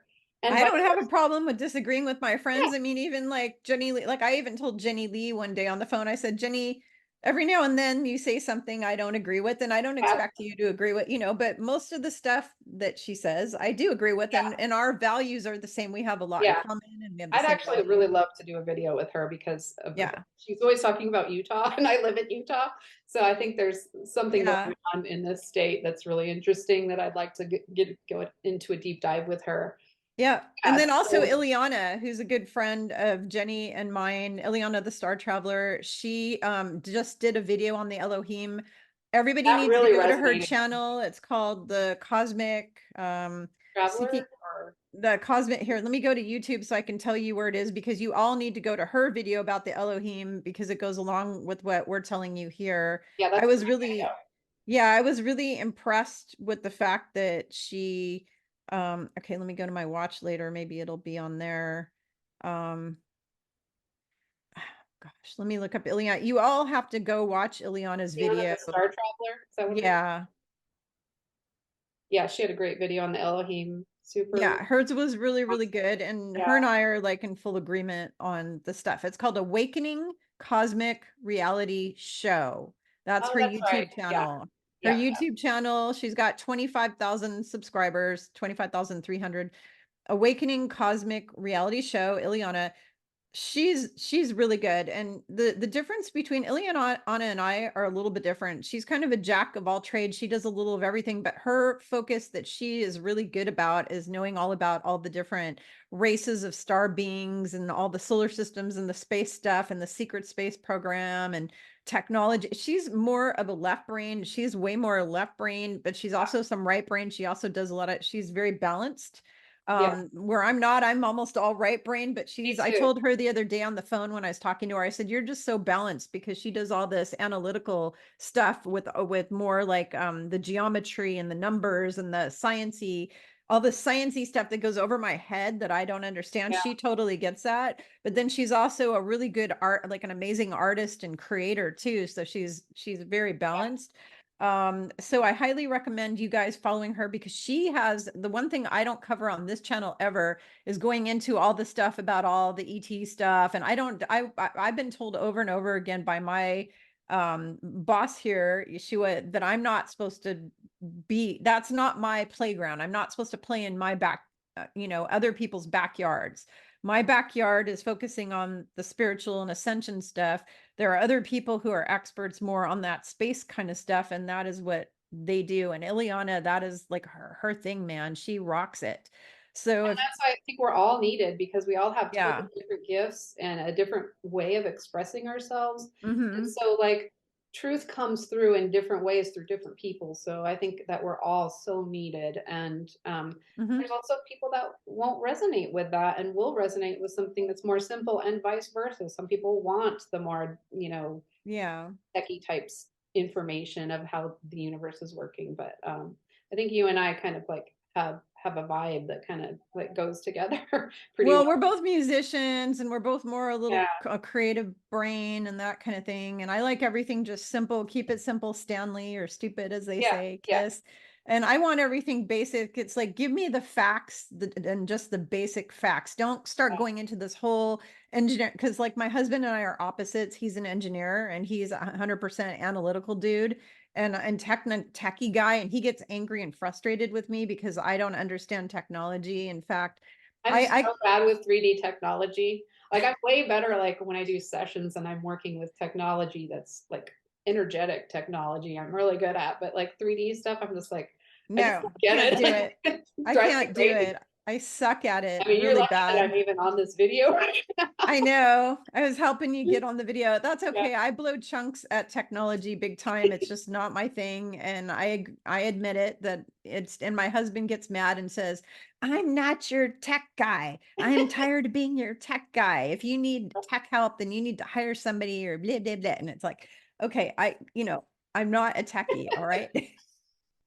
Okay, so the first thing that I got was this morning when I was waking up, I just felt inspired to go into a shamanic journey, which is Mhm. basically like a meditation if people don't know what it is. But I always go in and I ask for protection from tricksters and imposters. So I go in to other realms and dimensions and I get like Mhm. visions, and sometimes I'll encounter different beings, because I believe that like the main role of a shaman is a bridge between the worlds. That's like the top for me. That's like the top role that we're supposed to do. So I'm always working with spirit, and I'm always protecting myself so that I get as clear of information as I can. And I always ask to be what's called in shamanism a hollow bone. And a hollow bone is basically just a clear channel for spirit to come through. And we were going to talk about channeling too. I forgot about that. We'll do that at the end. We can do that at the end. We're going to talk Yeah, about that and our explain perspective. how our perspective on channeling. Yeah. Right. So the first thing I wanted to do is share what I got this morning in my journey. Let me just take a sip of my tea. Get my glasses on here. So when you go into a shamanic journey, it's usually really good to have a like a question that you're going in, like a purpose or a reason or a question that you go into the journey with. And so my question was, I asked the Elohim if there was anything they wanted to share with me before I made the video about them today. And this is what I saw on the journey. Firstly, I saw a huge buffalo, and he was laying in an intense storm encrusted in snow, and the wind was blowing all around him. And he just looked at me, and he slowly stood up, and then he started to walk away from me as if asking me to follow him. So as he moved away, I saw a lotus flower start to blossom over his image. And then as we walked and moved forward, the storm began to subside and the snow melted away to reveal a golden brick road that we were traveling on.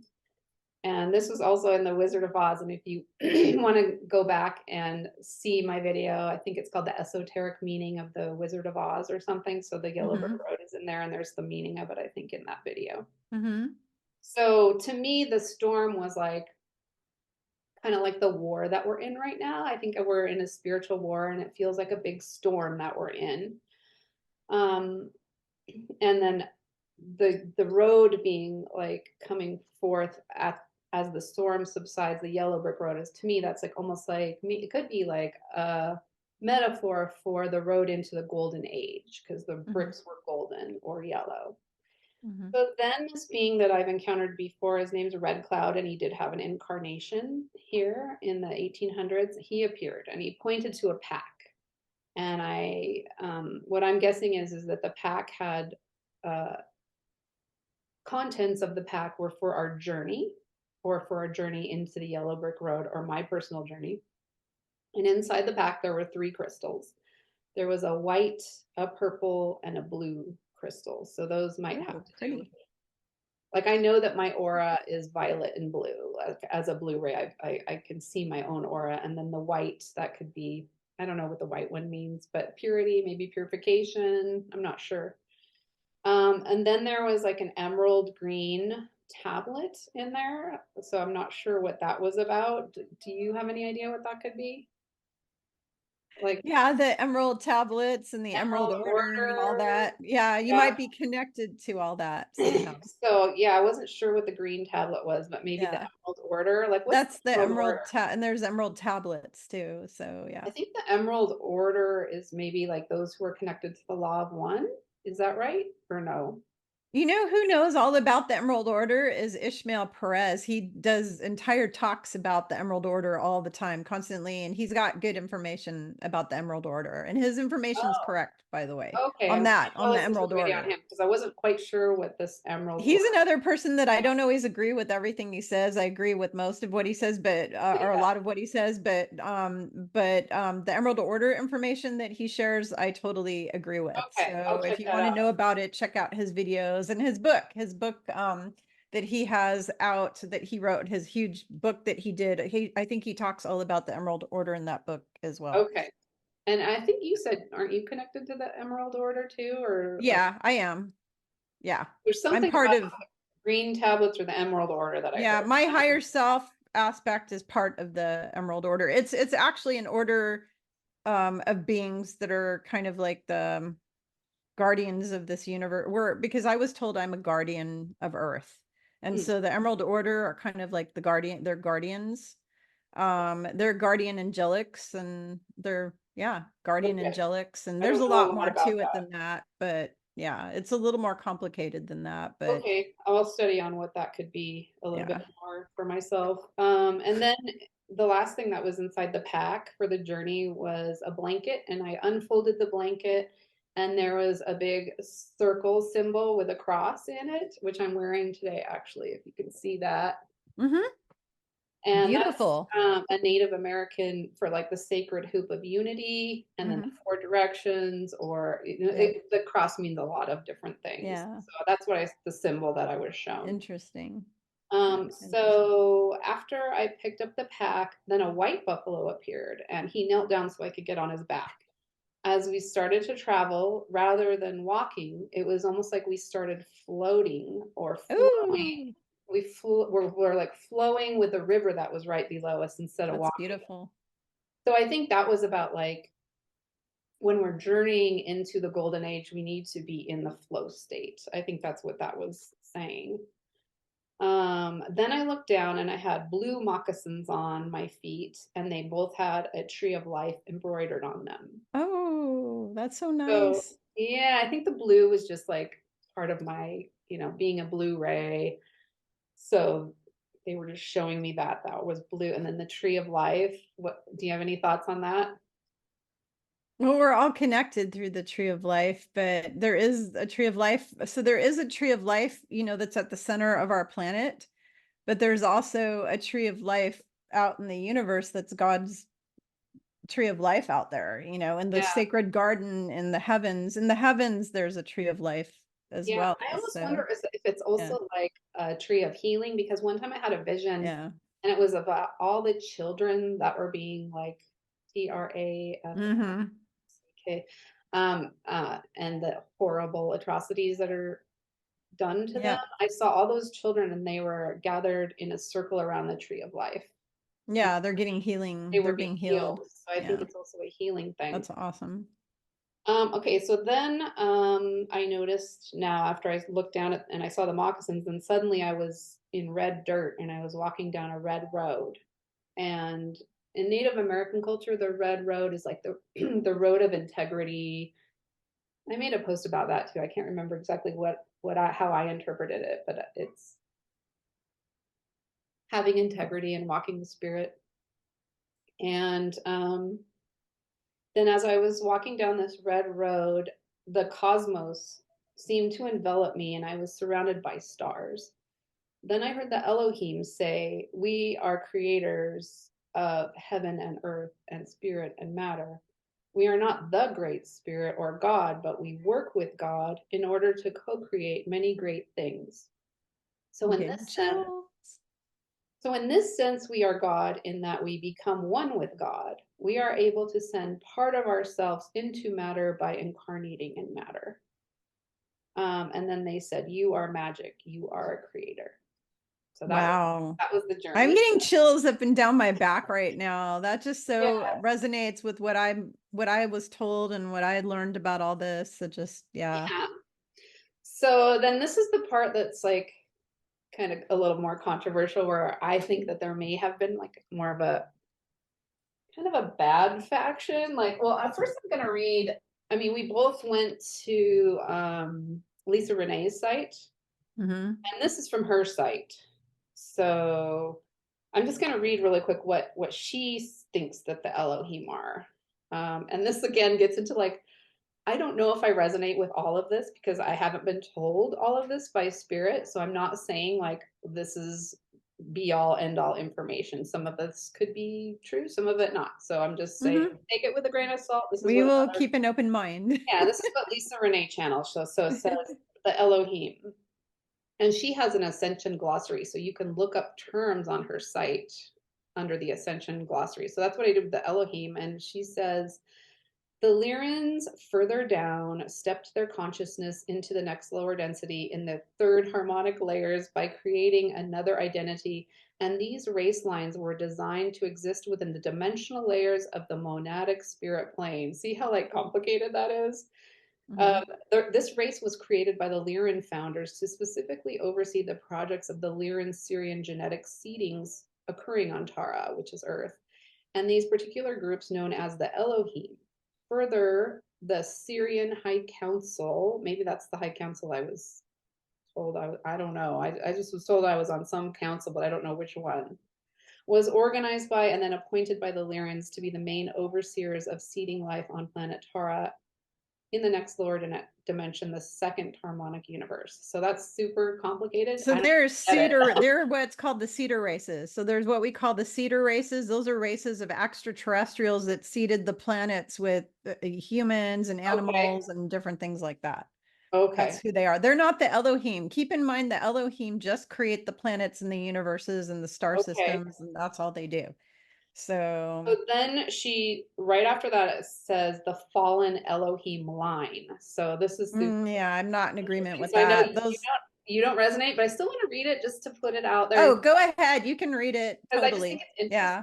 So I don't It's good know. to have different perspectives. I'm not one of these Yeah. people that it's my way or the highway. I don't really care. Everybody So needs to figure she it out. said some of the Elohim groups digressed into the control of the alien hybridization agendas with the invading NAA groups. I don't know what that means.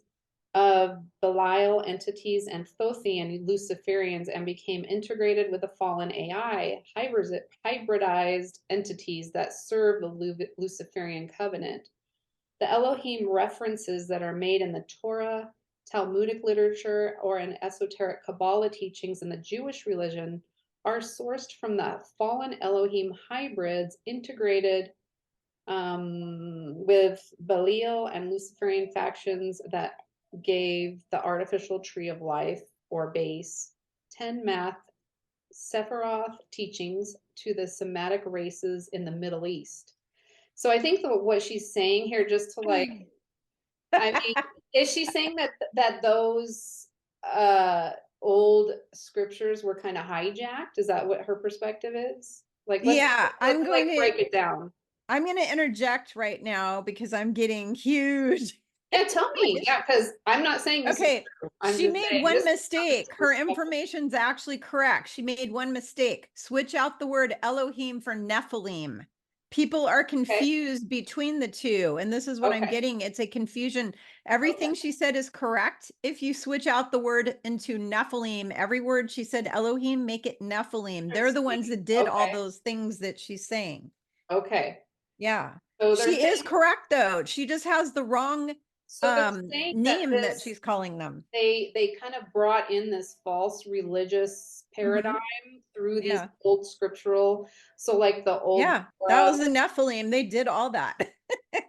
so in your opinion, because I know that you're like much more of a Bible scholar than I am, because we didn't really Mhm. study the Bible growing up, Mormon much. Mhm. So, in your opinion, is the Old Testament kind of more hijacked than the New Testament by these beings? Um, Absolutely. And keep in mind that the Old Testament, like everything in there is worshiping basically the God of the what, and this is what a lot of my psychic friends all say is the God of the Old Testament is Lucifer and the God of the New Testament is the God of love because Jesus and the apostles were worshiping the God of unconditional love that doesn't destroy cities and want you to sacrifice your child. And, in the old Bible, they're sacrificing children and babies and animal. I mean, come on, what kind of God would not ask you to do that A kind of lot stuff? of slavery and stuff too. And Like, lots of slavery. And there's a thing where they tell you where God supposedly spoke to whoever and told them to go murder all the men and take all the women and rape them and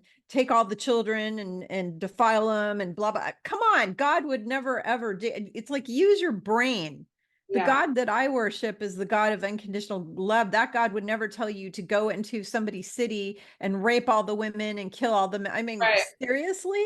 And that kind of crap is throughout the whole Old Testament. I mean, Yeah. it's just, So I want to yeah. say one thing too, that this is also maybe like a little bit controversial or Hmm. something that I received that I don't know if this is true or whatever, but Yeah. I'm just going to say what I saw. But I saw Moses, and he had the 10 commandments or whatever, and he threw them down, and he said um those have already been integrated. Now we have to do new law, like a higher law. And so I'm wondering if he was kind of saying like this Old Testament stuff is done, and now we have to have like the higher law. Does that make sense at all? Like, I don't know what I was seeing. Yeah, that could be, but also the old, keep in mind that the 10 commandments were given to the people of that day and age specifically for their situation, and now we are a Oh, different people and we yeah, are in the future and we need something that goes with our situation. that makes sense. Yeah, Okay, okay. So that because that applied to what was going on in that time and space. Absolutely. right. But And it was everything is different. very different now. Now we have technology and we have, I mean, how does the 10 commandment apply to like artificial intelligence? And how does it Right. apply to robotics and AI, all these different That things that makes we have sense. now in banking systems and computers and cell phones and the television So and we on and need on. I like mean, an expanded law basically to yeah, we deal with need all we of this need stuff. more we need more layers and Yeah. different things that apply more to today. Okay. Absolutely. Gotcha. Okay, so this is almost on one more paragraph. She says this was information warfare in order to confound original angelic human language, to suppress the solar feminine, and replace the original cosmic Christos dragon teachings that were being protected by the remaining Hyperbaryans that came to Earth after the Gaian Wars. You have anything to say about that?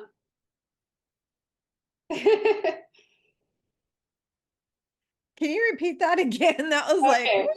it just like my Yeah, it's a brain. lot. I was like, okay, And I want to sorry. say too that one of the first beings that came to me when I started doing shamanic journeying was this beautiful white dragon with Hmm. kind of a shimmery rainbow scales, like, and just the most loving, loving energy, and just carried me around on his back all over the place. I And then wonder if it's he, the same one that comes that I you have. have I've one seen. too. What does yours look like? It's a white, and the face of it kind of looks more like the Chinese dragon. It's more liony kind of looking dragon, and Yeah, it's got white opalescent scales all over it. You know what an yeah, opal looks like, how it shimmery. reflects like rainbow kind of That's colors on exactly it. what mine looks like. That's literally what this looked like. It's come to me in meditation many times. What Yeah, is and that?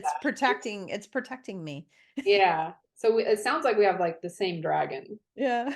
Really weird. Yeah. Okay, so so she talks about the dragon lines. So I'm Hmm. still trying to figure out what this dragon is. Is it a protector? Is it a metaphor? Is it part of me? Like, what the heck is going on with this dragon? So let me read that again.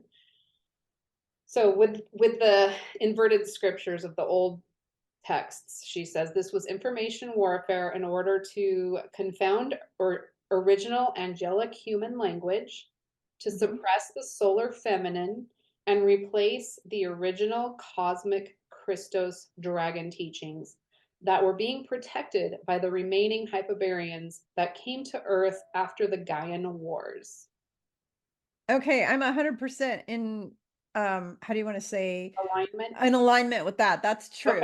Yes. The 100%. remaining hypervariants that came to the planet Earth to serve the Christos mission are the Celtic Druid Grail bloodlines. And I have to say right there, I know that I was a Druid in a past life, and I've Oh, also I was multiple times. and yeah, and then in a recent Yeah. ceremony, I was shown like a golden chalice that was overflowing, or a golden grail. Hmm. So I totally feel connected to that Christos mission. And then it says, or Celtic Essenes. Hmm. And we both feel connected to the Essenes deeply Hmm. too. I feel like my guides have taken me several times to like mikvah baths and healing temples with all these columns. So I feel like I was probably in a scene. And I know that you do, right? I was. Yep, absolutely. I So was, I am now, I still am. If yeah, anybody asks me what am I, I'm in a scene. So yeah. I really connect with that too. And so they were hunted down and massacred by these fallen Elohim groups in order Hmm. for them to act as the imposter overlords of the so-called chosen people, the Hmm. God of the Israelites, Yep. to oversee the seeding and indoctrination of this new Antichrist alien religion. Yep. Absolutely. So, and I feel like it isn't a That's true. religion, and that's why I don't like talk about aliens that much on my channel, is because I feel like there's this really big narrative that this God alien, that these aliens were God. And that's what like these people People worship them like gods and yeah, they like, tried to set like, oh, themselves the up like Anunnaki gods. created us and blah blah blah. I don't believe that aliens created us and that the aliens were God. Like that doesn't resonate with me. So I rarely talk about aliens. I think if anything, I would say the aliens are mostly like the devolved races, like the grays that decided to go like an AI route and transhuman, like trans their body into like Hmm. that's why they look so weird, is because Hmm. they decided They to integrated the AI yeah, and they into their messed with society. their organic Yep. DNA templates. Yeah. So that's what I see aliens as, is kind of more like fallen beings that went the AI route, or the Hmm. transhumanist route. And so they just look really weird, and they abduct people because they want our DNA. They want to get back to like their divine Right. human templates. They're like jealous that so they don't like us, like that's what Well, I there's good ones and bad ones. So those are the grays. So the bad ones that you have is you have, of course, all the grays. You've got the different types of grays too. And then you've got the ones from Alpha Draconis that are called the Vril or the Draco Reptilian. You've got those factions, the different types of reptilians. Those are bad. But there's a small group of good reptilians. They're not all bad. And then you've got mantids. Some of them are good, some of them are bad. And then you've got some other races of ETs who have come to Earth and muddled with Earth that are bad too. There's these ones that have like wings on them and they look like gargoyle kind of, they're really scary looking. I can't even describe them. They are just so scary looking. And I've seen them before. I've actually seen them when I'm out traveling. They're very scary, but those are bad. You've got good ones and bad ones. I don't like to use the word alien. I call them star beings or star brothers and sisters, like because we've got the good ones that are here helping, like the Andromedans and the Pleiadians and the Lyrans and the Syrians. I mean, because I was in Sirius B before I came here. I was a Syrian. I had blue skin and, all of that. I was a blue skinned, big, tall, being, and no, and none of our people were bad. We were all good. I mean, that's where Yeshua came here from. He came originally from Sirius B. That's where the okay. family of Christ came from. So I when I say, I don't like to use the word aliens, because to me that's a term they're using for the people crossing the border right now. So I don't like Yeah. to use that I term. just don't like I that like to word. I use mean, the to me, term, I see alien, that word, yeah. as like more of the negative factions of Yeah, I mean, maybe for them, but I call them the extraterrestrials versus my star brothers and sisters. So, like, I refer yeah, to the good ones as my star brothers and sisters, me and then too. the Like bad the ones star beings. I Yeah. refer to as the extraterrestrials, more to the bad, like the negative ones. Yeah. Yeah. Okay, so I'm going to just read a couple more things. So the next thing in her Ascension glossary is the Blu-ray Elohim. So she's one of the few people that I found online that talk about the Blu-ray Elohim. So Okay.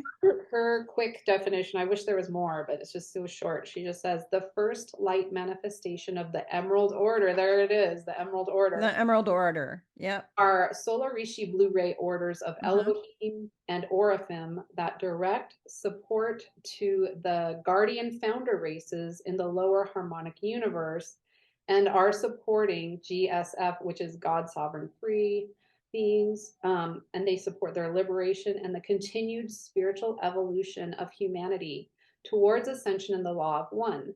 The Emerald Order of Elohim seeded the Anahazi feline Elohim races through the Lyran 12th Stargate in the fourth harmonic universe on Aramatina or something. The Elohim emerged from the Lyran founders and were the first forms created in the second harmonic universe.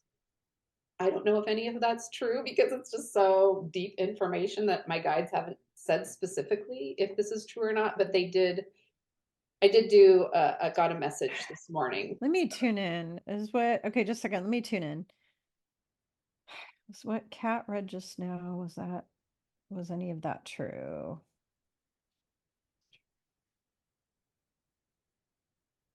About 60% of what you just stated was true. Okay, well that's quite a bit. Some of it was not true, Okay. but Yeah, about like I said, 60%. I just feel like it's okay to disagree with each other, and because we're all human, so no person in a human body is going to be Yeah. perfect.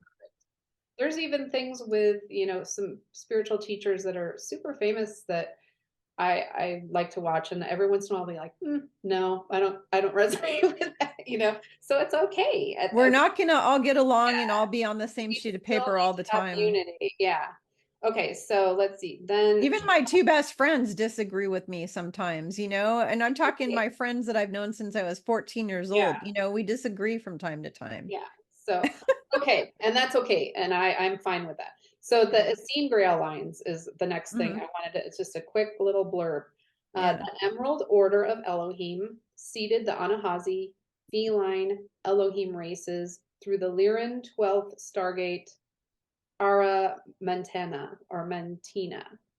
They are also known as the direct founders of the Christos races, the Essene Grail lines that include the Oraphim. So I don't know. That's all mixed up because they're like their levels or the level of hierarchy is completely upside down with what she's saying. Because I just explained the hierarchy, which I've explained it in many past videos too. This isn't the first time I've explained this, that it goes Elohim, archangels, different stations of angels. Then you get your Christed beings, and then your different extraterrestrial races, and blah blah blah blah blah blah blah blah blah. Yeah. I That's do how believe that that goes. there's hierarchy because there's just different levels of frequency, vibration, consciousness. I mean, there has to be. Yeah. Well, And I there's think what different happened densities. was religion took this concept of hierarchy and they inverted it, and so it's Yeah. just like this more like inverted sense of control over people. Whereas the heavenly hierarchies, they're just different beings that have different jobs and are at different conscious levels. The thing that is upsetting about her is the way she's talking about, oh, the Lyrans created this and that. And no, they did not create anything. And then they got their asses blown to smithereens by the Draco. So all Lyrans were is just a race of extraterrestrials that lived in the Lyra star system. That is where the first humanoid beings, the first people, the real Adam and Eve. There was no Adam and Eve on Earth. That's not a thing. The real Adam and Eve was in Lyra. Okay, the first humanoids were created in the Lyran star system. They were just a race of extraterrestrials. Okay, so to go and say they created the Oraphim and the this and that, that's backwards. That's upside down. Those beings are way, way, way beneath That's the yeah, Oraphim. The that makes Oraphim are high sense. level angelic, Yeah. beings that are 200. Oraphemes are like 200-foot tall, like entity. I mean, come on. Orphans are like at the top of the hierarchy. Yeah, they're very up high in the I agree with hierarchy of that. I angels. totally agree So with that. So then she goes in. Okay, this is the last thing I'm going to do. Just like again a short blurb. She talks about the Palindorian covenant. So I don't even know what that is. I Never think heard of Ishmael it. Perez talks about that too. I've never heard. Yeah, he talks about Pallador all the time. Caledonian That's the Covenant. stuff I know nothing about. I That's don't just either. way over my head. But I you know just what's really interesting is I named my band Paladine, Are you kidding? and it's not even a real word. Like I just made Your it up. rock band is named Paladine? Yeah. And then I came across this and I came Paladorian Covenant. Wow, that's like a very similar word. I wonder if I was just like intuitively drawn to this word. Yeah. That's the name You of know, my if you want to learn about Pallador, Ishmael Perez is your guy because yeah. he's an expert on all of that kind of, that's his thing.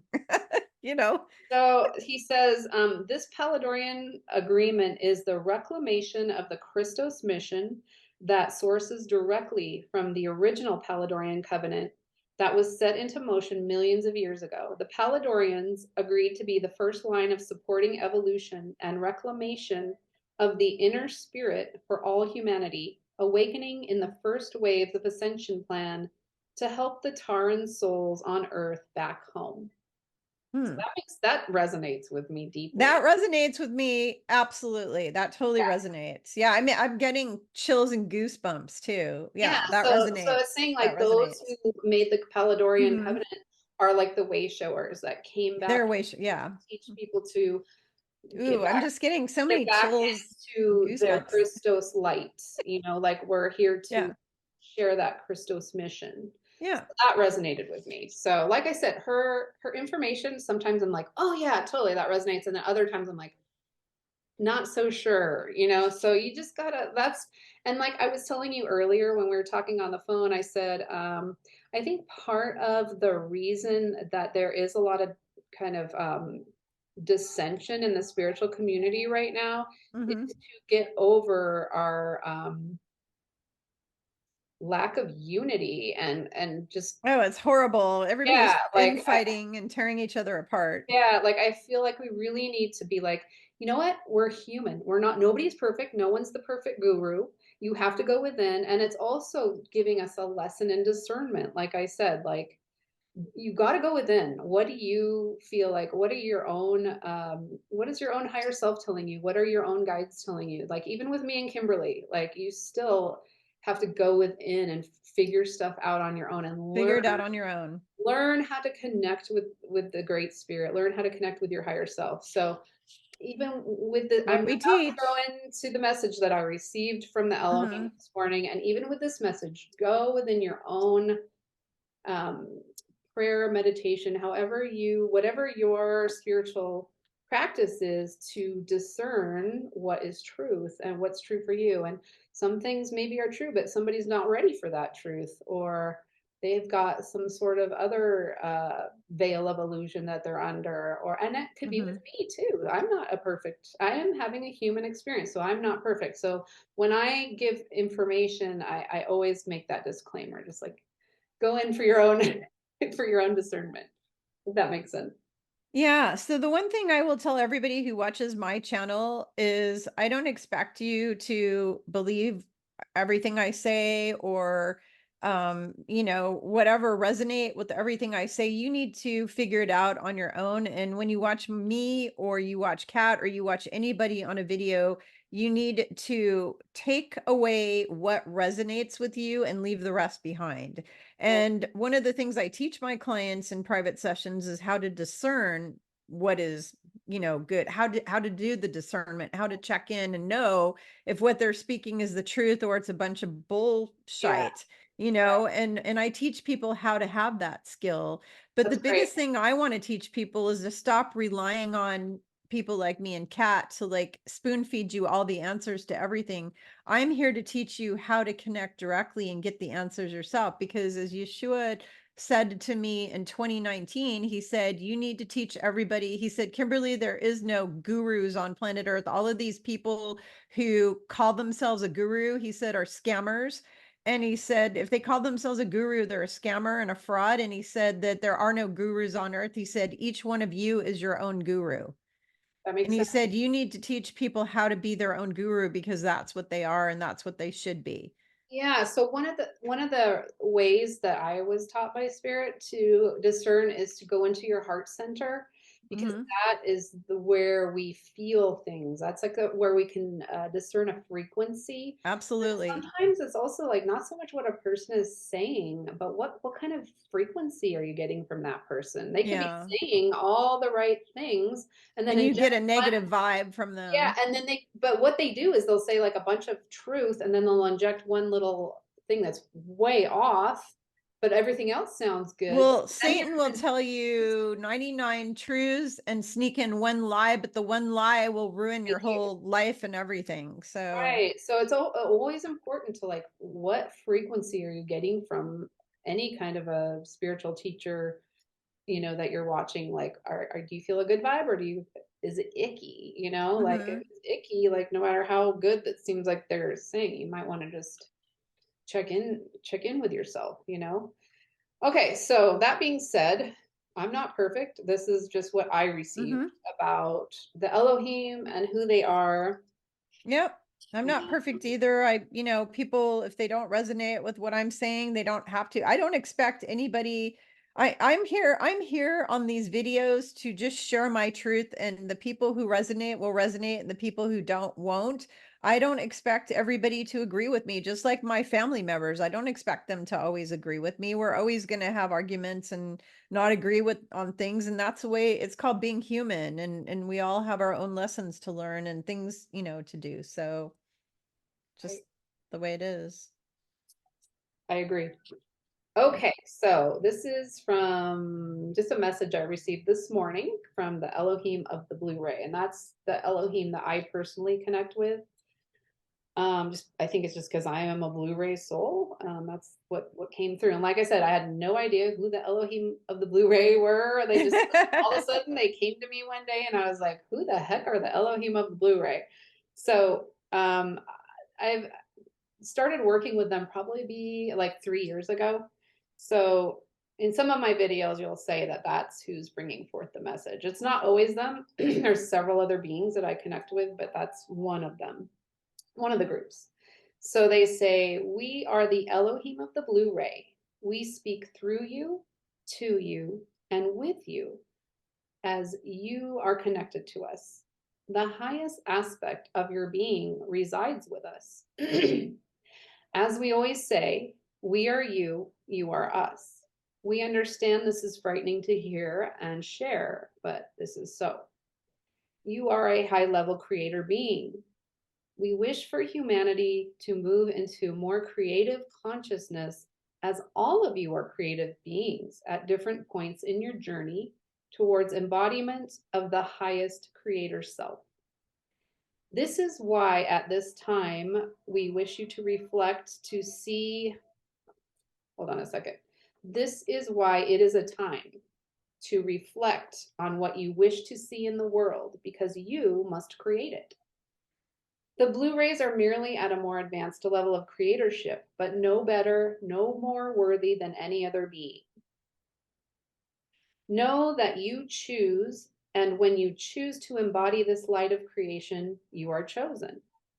There are many distortions of this simple truth within your realm at this time. Those who are fallen would love for humanity to believe that all are fallen like themselves. This is simply not so.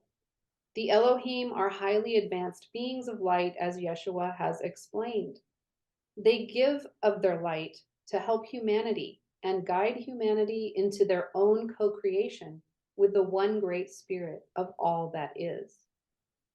As each being has free will, it is natural for all beings to go through cycles and choices that bring them close to the light of the Creator or fall into further separation from the Creator. So, in other words, you're always getting closer to the Creator or falling away. Like we go in these cycles, and according to our free will.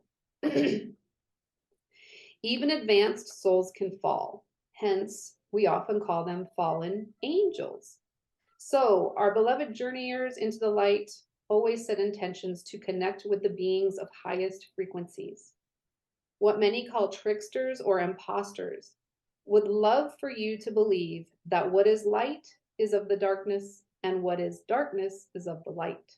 So these trickster beings are basically trying to confuse us, is what they're saying, I think, with this current narrative of the Elohim. As you are powerful creators, your intentions are thus powerful. Mm-hmm. Set your intentions when working with spirit to connect with those who are working for the light and of the light as you are in the as you are in the midst of a storm or a spiritual battle. Can you hear my dog barking? Can you hear my dog? I heard a little bit, not, yeah. Okay, I'm just going to keep going. Hopefully she's not coming through too much. I can't really hear her that much. So we're in a storm or a spiritual battle. They say this storm will continue to rage, but many who are choosing the light will be given guidance for their path of co-creation. So in other words, even though we're in the midst of all this crazy chaos and storm right now, like we can still tap in and have our own personal guidance and peace for what we're supposed to be doing here and why we're here and fulfilling our purpose, basically. So it says, this is how we begin to move into the new frequency of new earth. Humanity has always experienced ups and downs of cycles. But even though it feels like you are on a crazy roller coaster ride, you are in an overall upward cycle now as 2024 ensues. As masters of co-creation, we encourage all to ponder on their own talents and abilities. Some of these may be latent or forgotten, but many will begin to remember them and come into their deeper purpose as Mm-hmm. co-creators of new earth. Yep.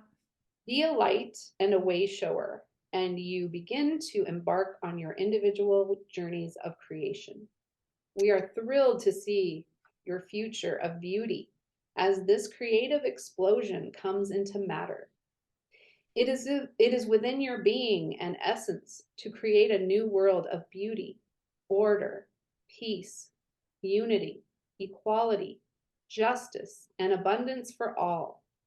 And so it is, as you choose the light of creation. Amen and amen.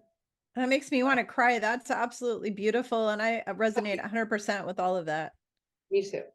Yeah. That's the messages that the Thank you for types of sharing messages. that. That's so beautiful. Yeah. So like, does that seem like evil demonic message to you? No, no. Well, I mean, it's just People like, said that, I was like, what? The Elohim are demonic, like trickster alien beings? Like, no, that just doesn't resonate with me.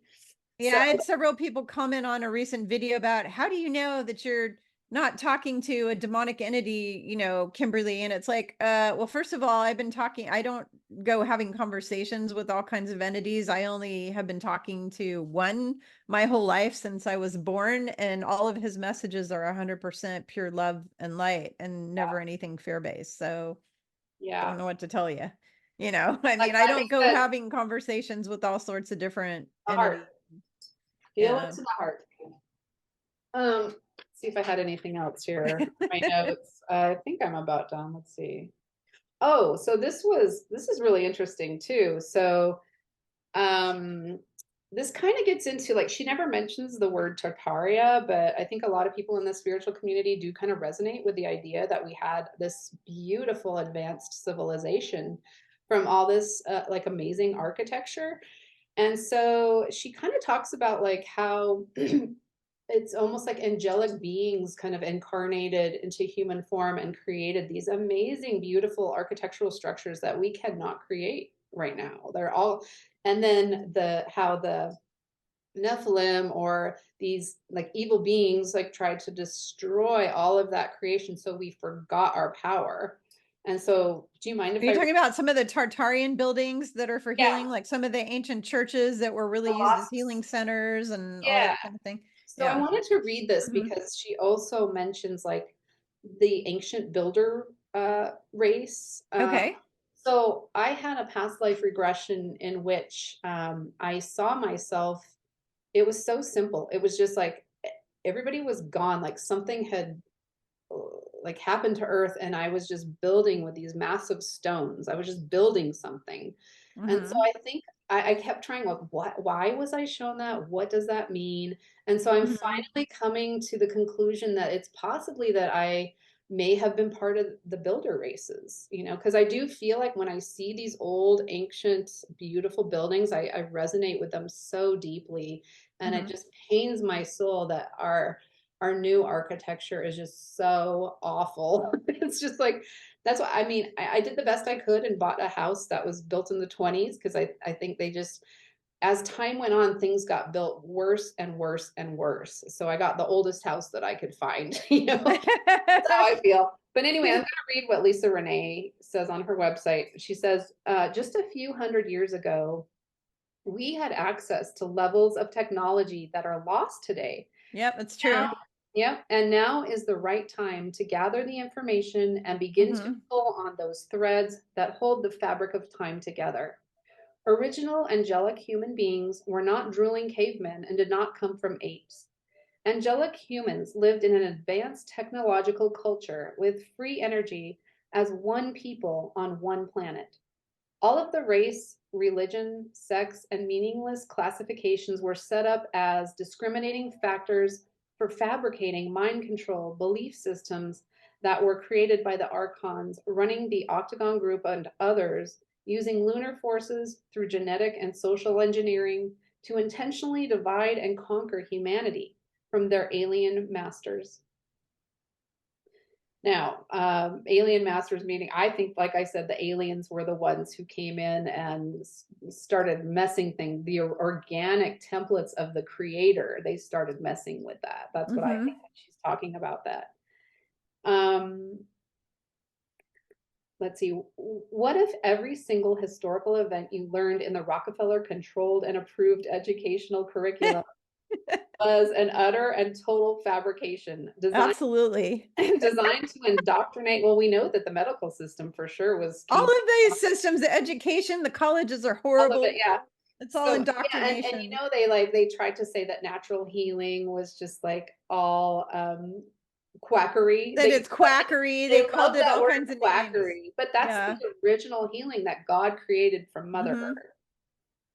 So anyway, she said, what if every single historical event you learned in the Rockefeller controlled and approved educational curriculum was an utter and total fabrication designed to indoctrinate the human population into a slave class?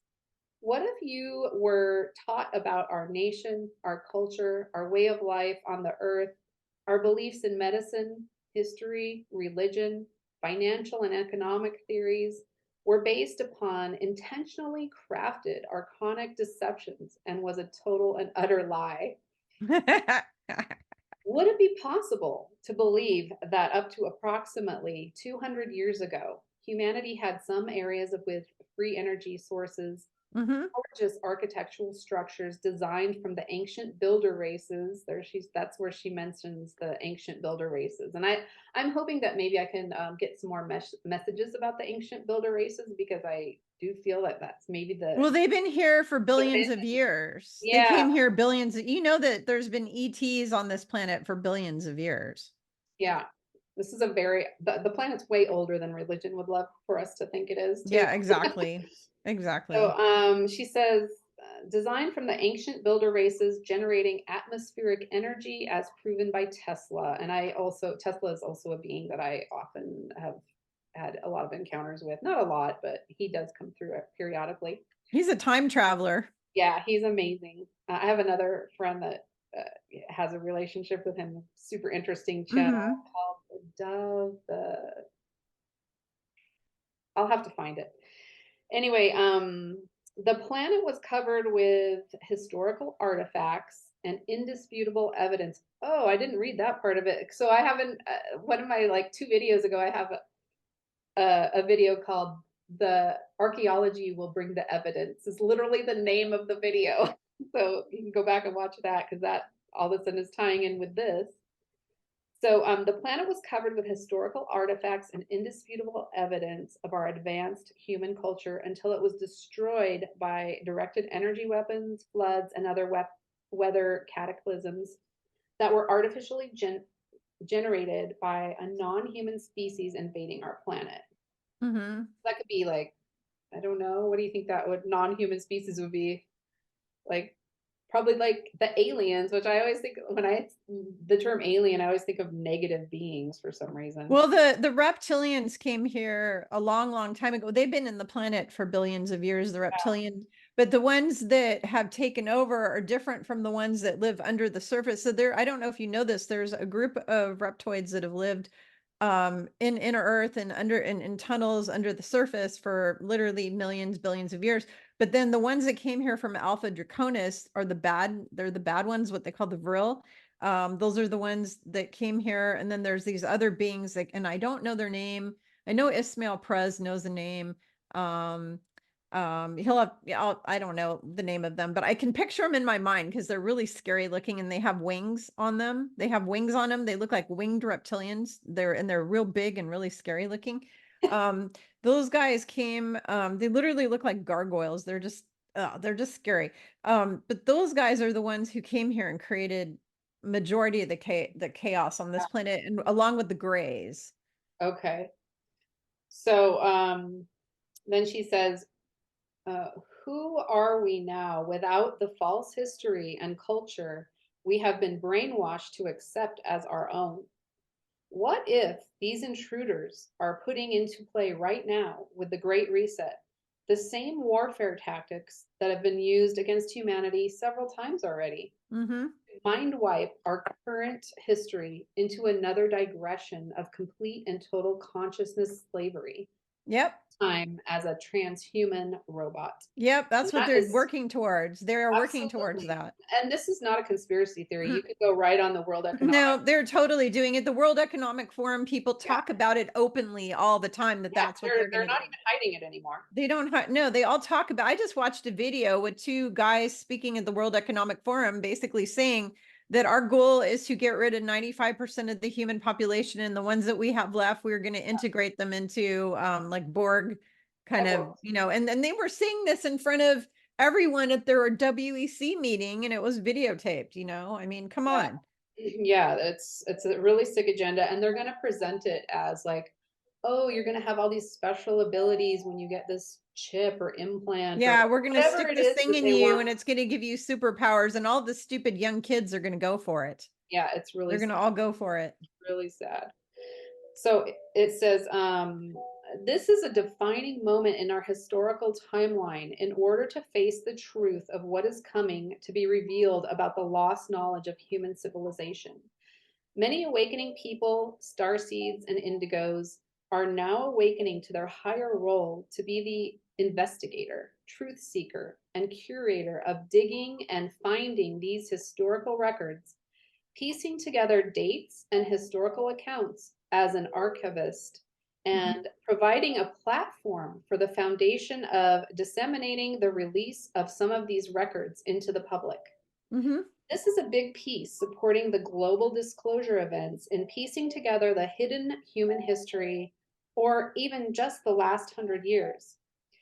As just a few hundred years ago, we had access to levels of technology that are lost today, and now is the right time to gather the information and to begin to pull on those threads that hold the fabric of time together. Original angelic human beings were not drooling cavemen, and we did not come from apes. We lived in an advanced technological culture with free energy as one people and one planet. I think I already read this. Do you have music playing in the background like Yeah, chimes? sorry, let me turn that off. That No, actually, it's really pretty. oh, It sounds like chimes. It was really pretty. it's I'm just like, a I'm getting piano. this Sorry, really I had pretty something that was like a lot chime. lower that was on there Yeah, no, it to was calm really me down. pretty. It was really Um, pretty. I was like listening and going, oh, that I sounds just don't good. want it to overlap what I'm saying. Okay, so then the last thing she says is, what if, oh wait, that was the end, basically. She says, basically that we originally angelic humans lived in an advanced technological society, and we created Hmm. all these amazingly beautiful structures that We we did. no longer can remember how to make. So Yep, I just thought that exactly. was I'm in agreement with that. They like mind wiped everybody. yeah. It's just evil. The evil is just. Yeah, so I have a couple messages that I got that I'm talking about this. Like, I think it was last year that I put those out, and I talk about what came through with these, what happened with these old civilizations that probably weren't even really that long ago. Like it seems like they were just, like she said, like a couple hundred years ago. So what I feel intuitively is that we're going through this another big spiritual warfare, because these beings that like destroyed these ancient buildings and civilization, they just like through war, through they would just tear them down and make up like BS Mhm. reasons for tearing down these incredibly gorgeous structures. And so now we're just left in this room. I mean, some of them are still left, which is awesome because we still can see some of these amazing things. But Mhm. like information can be lost in one generation. Like you can just forget what happened if they just get rid of it all. So Mhm. anyway, I think that what Mary Magdalene said to me, and you got the roller coaster thing too, but what I think she was saying is that, yeah, we've gone through all these cycles of time like a roller coaster, and now we're at the end of a cycle. And so it seems like we're just in this downward spiral going into chaos and war and all this stuff, because all of this has to be come to the surface for us to see what's happening and to awaken our humanity, and so that we can just start going, oh yeah, we forgot who we are, we need to like step into our creator powers again and start Mhm. creating this stuff again and remember how we did it. And so she did say that we're on the upturn of the roller coaster right now, so Yeah, we are. we're going into a new Yeah, cycle, which is positive. I So agree. I agree with yeah, that. so even though Uh-huh. it feels like overall that we're like in this storm, like I saw the bison in the storm, we're in the storm right now. We're in the chaos. We're in the downward, that final vestiges of this horrible, AI, all this crap that they're trying to just. All it takes is one EMP. This is one thing, Yeshua, because I was asking him, by the way, last night. I asked him a few things. Like I asked him if we would ever have a so and so in the presidency again, and blah blah blah, and he said no. And then I asked, are we going to get taken over? Am I on like a timeline or whatever where we're going to become totally taken over by the Terminator? Because I was watching the news last night where somebody in the Tesla factory was attacked by a robot and hurt really bad. And then there were people in a lab in Japan or somewhere that the AI went crazy and murdered everyone in the room, and like 27 people Wow, died, that's like weird that you saw that, scientists. 'cause last night we like revisited that movie Blade Runner. Same, Yeah. like this was in the 82 that this movie came out, and it's Yeah. like robots Yeah, killing. they take over all every on every timeline. The Like AI telling you what they're takes gonna over do. and kills all the humans on every timeline. And so I asked Yeshua about it, and he said, "No, you're not on that timeline." But he said, "But what I got was even if we were on that timeline, all it takes is one EMP to wipe out all the AI." He said one EMP, and then I was talking to my son, EMP. Tell me that again. electromagnetic pulse. Oh, okay. Yeah, and then I talked to my son about this because he's very intellectual, and I'm like, do you think there's going to be, the AI is going to, are you worried about the AI? And he goes, Mom, all it would take is one EMP and it's all toasted Your to son take said it that? out. Yeah. So Oh he wow. like So is that confirmed the same what, thing as like a solar wave?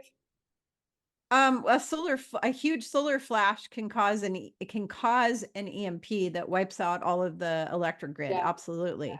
yeah, I could Yeah. see that. Like, Yeah. and in the book of Enoch, it also talks about like that these evil beings, there's gonna come a time when they're just like gonna be taken out.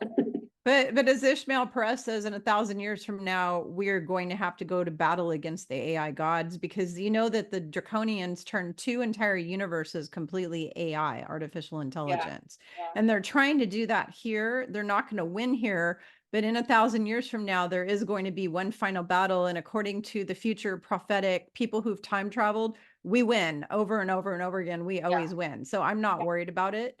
I have no fear. And There's if like I'm a still part of around, me, there's like a little part of me that sometimes I wonder, like, are we in the final AI battle right now? Like, because there is this thing in the Bible that we talks are, we about like are the short season or kind the of. little season. So sometimes I Mhm, wonder, are we in the little season right now where, mhm. it's just like Satan is like kind of like loosed again, and it does seem like after all those beautiful buildings that could have been the millennium, and then now we're in the short season, and that after the short season, that's it. We go into new earth. That's what the Bible, Yeah. the timeline of the Bible. So sometimes I wonder if that's more the timeline that we're on. Like, this is the final battle right now. Yeah. I My don't know. back is really starting to hurt. I go back and forth. I'm gonna have to, we've been on here too long and I'm getting horrific back pain because I Okay. can't sit for long I know times this is because my painful. back, it puts my back out really bad. Okay. So I'm gonna get off. We've gone a little too long. I just have one last thing to say, just really quick about channeling. I put a post up on Facebook, and some people may or may not have got the right or wrong impression, where basically Yeshua told me that 90% of people in the spiritual community that are giving out information are infiltrated, especially the channelers. And I don't know every channeler on this planet, so I'm not going to testify and say every channeler on this planet's infiltrated. But what I will tell you is what my idea of channeling is. Okay. I don't do channeling. People always say, "Oh, Kimberly, how do you know you're channeling the right thing?" I don't channel. I don't channel. When I'm talking to the boss, I'm having an actual conversation with him, or I receive a message. I'll get downloads from God. When I get a download, it's from my higher self or from source, from God. If I channel, I'm channeling just my higher self through me. It's just the knowledge of the universe that my higher self has that's coming through me. When my idea of channeling that is negative and dangerous is when you allow an entity like some star being named Bashar or something like that to come into your body and take it over and control your brain and control your mouth and your speech. When you allow, that is very dangerous. Most of those people are infiltrated by negative entities right now. All of the ones who I know, who I watch on the internet, are infiltrated. The only two people, and I put this on my post, I had this on my post, the people who I trust who like channel beings. And the only one that I know right now who she allows Yeshua to actually come in and speak through her is my friend Michaela, medium Michaela. She is the real deal, and she's not infiltrated. Okay. She's totally not infiltrated. But I am watching every time I turn a channel on where there's a person channeling an entity or a group of entities, they are spewing bullshit out of their mouths. And it's coming from, because what everybody needs to understand, and I'll say this over and over until I pound it into all of your heads. There are 300 billion demons on planet Earth right now. There were 9 billion, or I'm sorry, there were 81 billion. And then they turned CERN on a couple more times. And every time they turn CERN on, they open a portal to the fourth dimension where all the demons are. And they come in here and flood in here, and they are attacking and harassing everybody right now. So if you sit there in a meditation and you invite an entity to come into your body and speak through your mouth and take over your brain, you are asking for demonic takeover and entities, negative AI. A lot of these people are getting infiltrated by AI, and on and on and on. I do not channel, and Kat doesn't really do that type of channeling. We get messages, we talk telepathically with beings. Like I will have a telepathic communication with Michael or Yeshua or Source or whatever, but we're not allowing them to come. I mean, we can, like, I can say I channel information through me, but I'm not a channeler that invites an entity to come into my body, take my body and my mouth over. And I sit there and close my eyes. There's a guy, he has a podcast and I can't remember his name, and he's got like 200,000 subscribers or more. Or I'm sorry, he's got 2 million subscribers. He's got millions of subscribers, and he has all of these channelers come on his show, and every one of them sit there and close their eyes and change the way they're speaking. And they have some person who's taking over their speech, like, "I am now Jethro from Planet X, and I am speaking through Bobby here," And I mean, they let these people come in and take them over. And this guy has all these guys on their channel. And every video I have watched on his channel from every channeler that he's had on has been bullshit, total bullshit. And so every one of you need to understand, if you're a psychic and you're having a telepathic conversation, or you're getting downloads, or you're receiving information, that is a completely different thing than you're sitting your ass down and inviting an entity to come inside of you and take you over. Because if you're doing that, you are asking for trouble. I don't care who you are. I don't care why you're doing it. You are asking for trouble. And that is my high horse speech of the day. So All right. Well, my perspective is that like you said, like I if more people use the word telepathic communication, I would use that word more. But when I post my videos, I say channeled because that's what people know. people relate to that word. Yeah, that's what they know to look up. So I still use that word, but I am not doing what like closing my eyes and having an entity come into me. What I do is I set intentions first to connect with only the highest beings of light and to be protected from tricksters because your intentions are very powerful. So that is what I do every time I ask to receive a message and ask questions to spirit. And it's a conversation. It's a Mhm. telepathic communication. And Yeah, so we've talked about this before. You're yeah, not channeling entities through, you're not letting them come into your right. body and take you over. So my process is like I said, I set the intention, I Mhm. ask the question, or sometimes I just let them speak to what needs to be spoken about is often what I'll do. And then I type it, and they often won't come through unless I'm typing what they're saying to me because I forget it.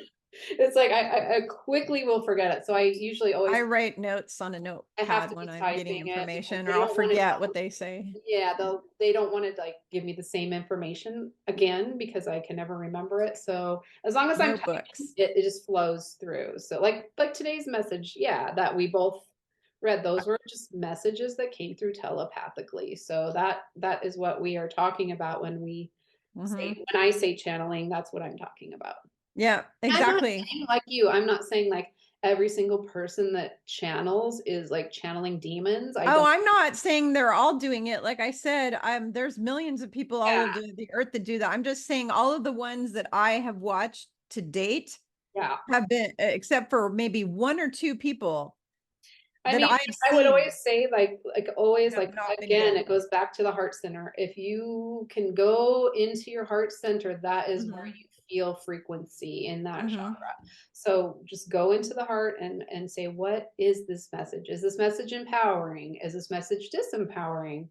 Does Mhm. this feel real to me? Does it feel like a yucky vibration or a really high frequency vibration? Like it's just you have to like discern because not everything is like good and evil, black and white. There's a lot of nuance in everything. So Yeah. And I'm not naming names when I use the word Bashar. I'm not saying that that guy necessarily is or isn't. I'm not going to say who's good and who's bad. I'm not. Okay. You guys need to determine that. I'm just saying that when I watch these people, I haven't found any that I've that watched. And I'm resonates sure with that you. there are several thousand other people on earth that are all doing the same thing. And some of them may be good and some may be bad. I'm just saying the ones that I watch. And I'm also telling you that Yeshua said specifically 90% of the spiritual community is infiltrated right now by entities. 90% Well, are and the infiltrated. reason I mean, I never get percentages or numbers, but I do Mhm. believe that there is some infiltration going on. And the reason for that is Yeah. because we're in a war. We're in a We spiritual are in a huge spiritual war right now for the storm. souls of It's a war. humanity. Yeah, because it's a war for our consciousness. So they Mhm. want us to get wrong information. They want us to not go in and have our own discernment and self-empowerment. They want us just confused. So it's just so important to create your own spiritual Mhm. practice and your own connection with the creator. That's like the bottom line. Like that's what they keep telling me. You've got to create a spiritual practice for yourself. So anyway, Mhm. anything else you wanted to say? No, I really need to go though, because Okay, if I don't eat lunch, I'm gonna pass out and sounds good. and my back hurts. All right. If you want to check out my work, just go to Red Mountain Shaman on YouTube and you can check out my stuff there. We'll talk to you soon, Kimberly. Good to see you. Yeah, thanks for having I was gonna say thanks for coming on my channel. My brain, see, when I haven't eaten in hours, my brain starts to go to hell. So Yeah, anyways, yeah. Thank you so much for coming on with me and having yeah. this discussion. It's always interesting. And thank you all that are watching for supporting this channel. Make sure you like it and hit the notification button and subscribe. And I am going to warn people that YouTube is unsubscribing a lot of my Me subscribers. too. So I've had every people now say and that. yeah, they're blackballing me all over the place. So make And I sure don't that even have like a big channel and they're still doing it to me. no, we both have small channels, but the thing is that they're doing it because we're telling the truth and we're telling information they Yeah. don't want out there. And so you all need to check always to make sure that you're still so please check and like, comment, and oh, and to the lady out there who made a rude comment to the people on the comment section about why is Kimberly always changing her looks with Photoshop? Here's what I have to say to you. I don't know how to use Photoshop. I am technically challenged, okay? And the reason I look different on all my videos, because she was making some kind of complaint about how I look different. I only look different because sometimes I'm wearing makeup, sometimes I'm not, and sometimes the sun is shining in my window, and What does sometimes that it's even not. have to do with any sort of I know, I spirituality? That know. has It's nothing, yeah, like just ignore those I people. don't know how to use Photoshop, people. Okay, I'm looking different. My color is changing because of the lighting in my room or the lighting in the window because I have windows in front of me here. I'm using like this crappy construction light because I couldn't find a better light today, like yesterday when I went shopping. So it is what it is. Take it, Yeah, I don't even doing have the best that high-tech we can. video lighting because I don't know how to use any. I mean, I bought myself just to give you guys a laugh so you can all have a laugh for the day. I bought one of these ring light to use with my videos, and I just can't figure the damn thing out to save my life. And it keeps falling over all the time. So I finally gave up. So if I'm looking different, I'm not like some it's almost like I feel like people are trying to say I'm like AI or I'm this or that. And it's like, no, I'm me. Sometimes I wear makeup. Sometimes I don't. Sometimes the light is bright. Sometimes it's not. And that's all there is to it. Okay. There's, I know. Such Humans. I'm so frustrated with the humans. Anyway, let it go. All right, Kimberly, we'll talk soon. bye all. Love Take you. care. Love you too. Love you Bye. all too. Thanks for coming. Bye.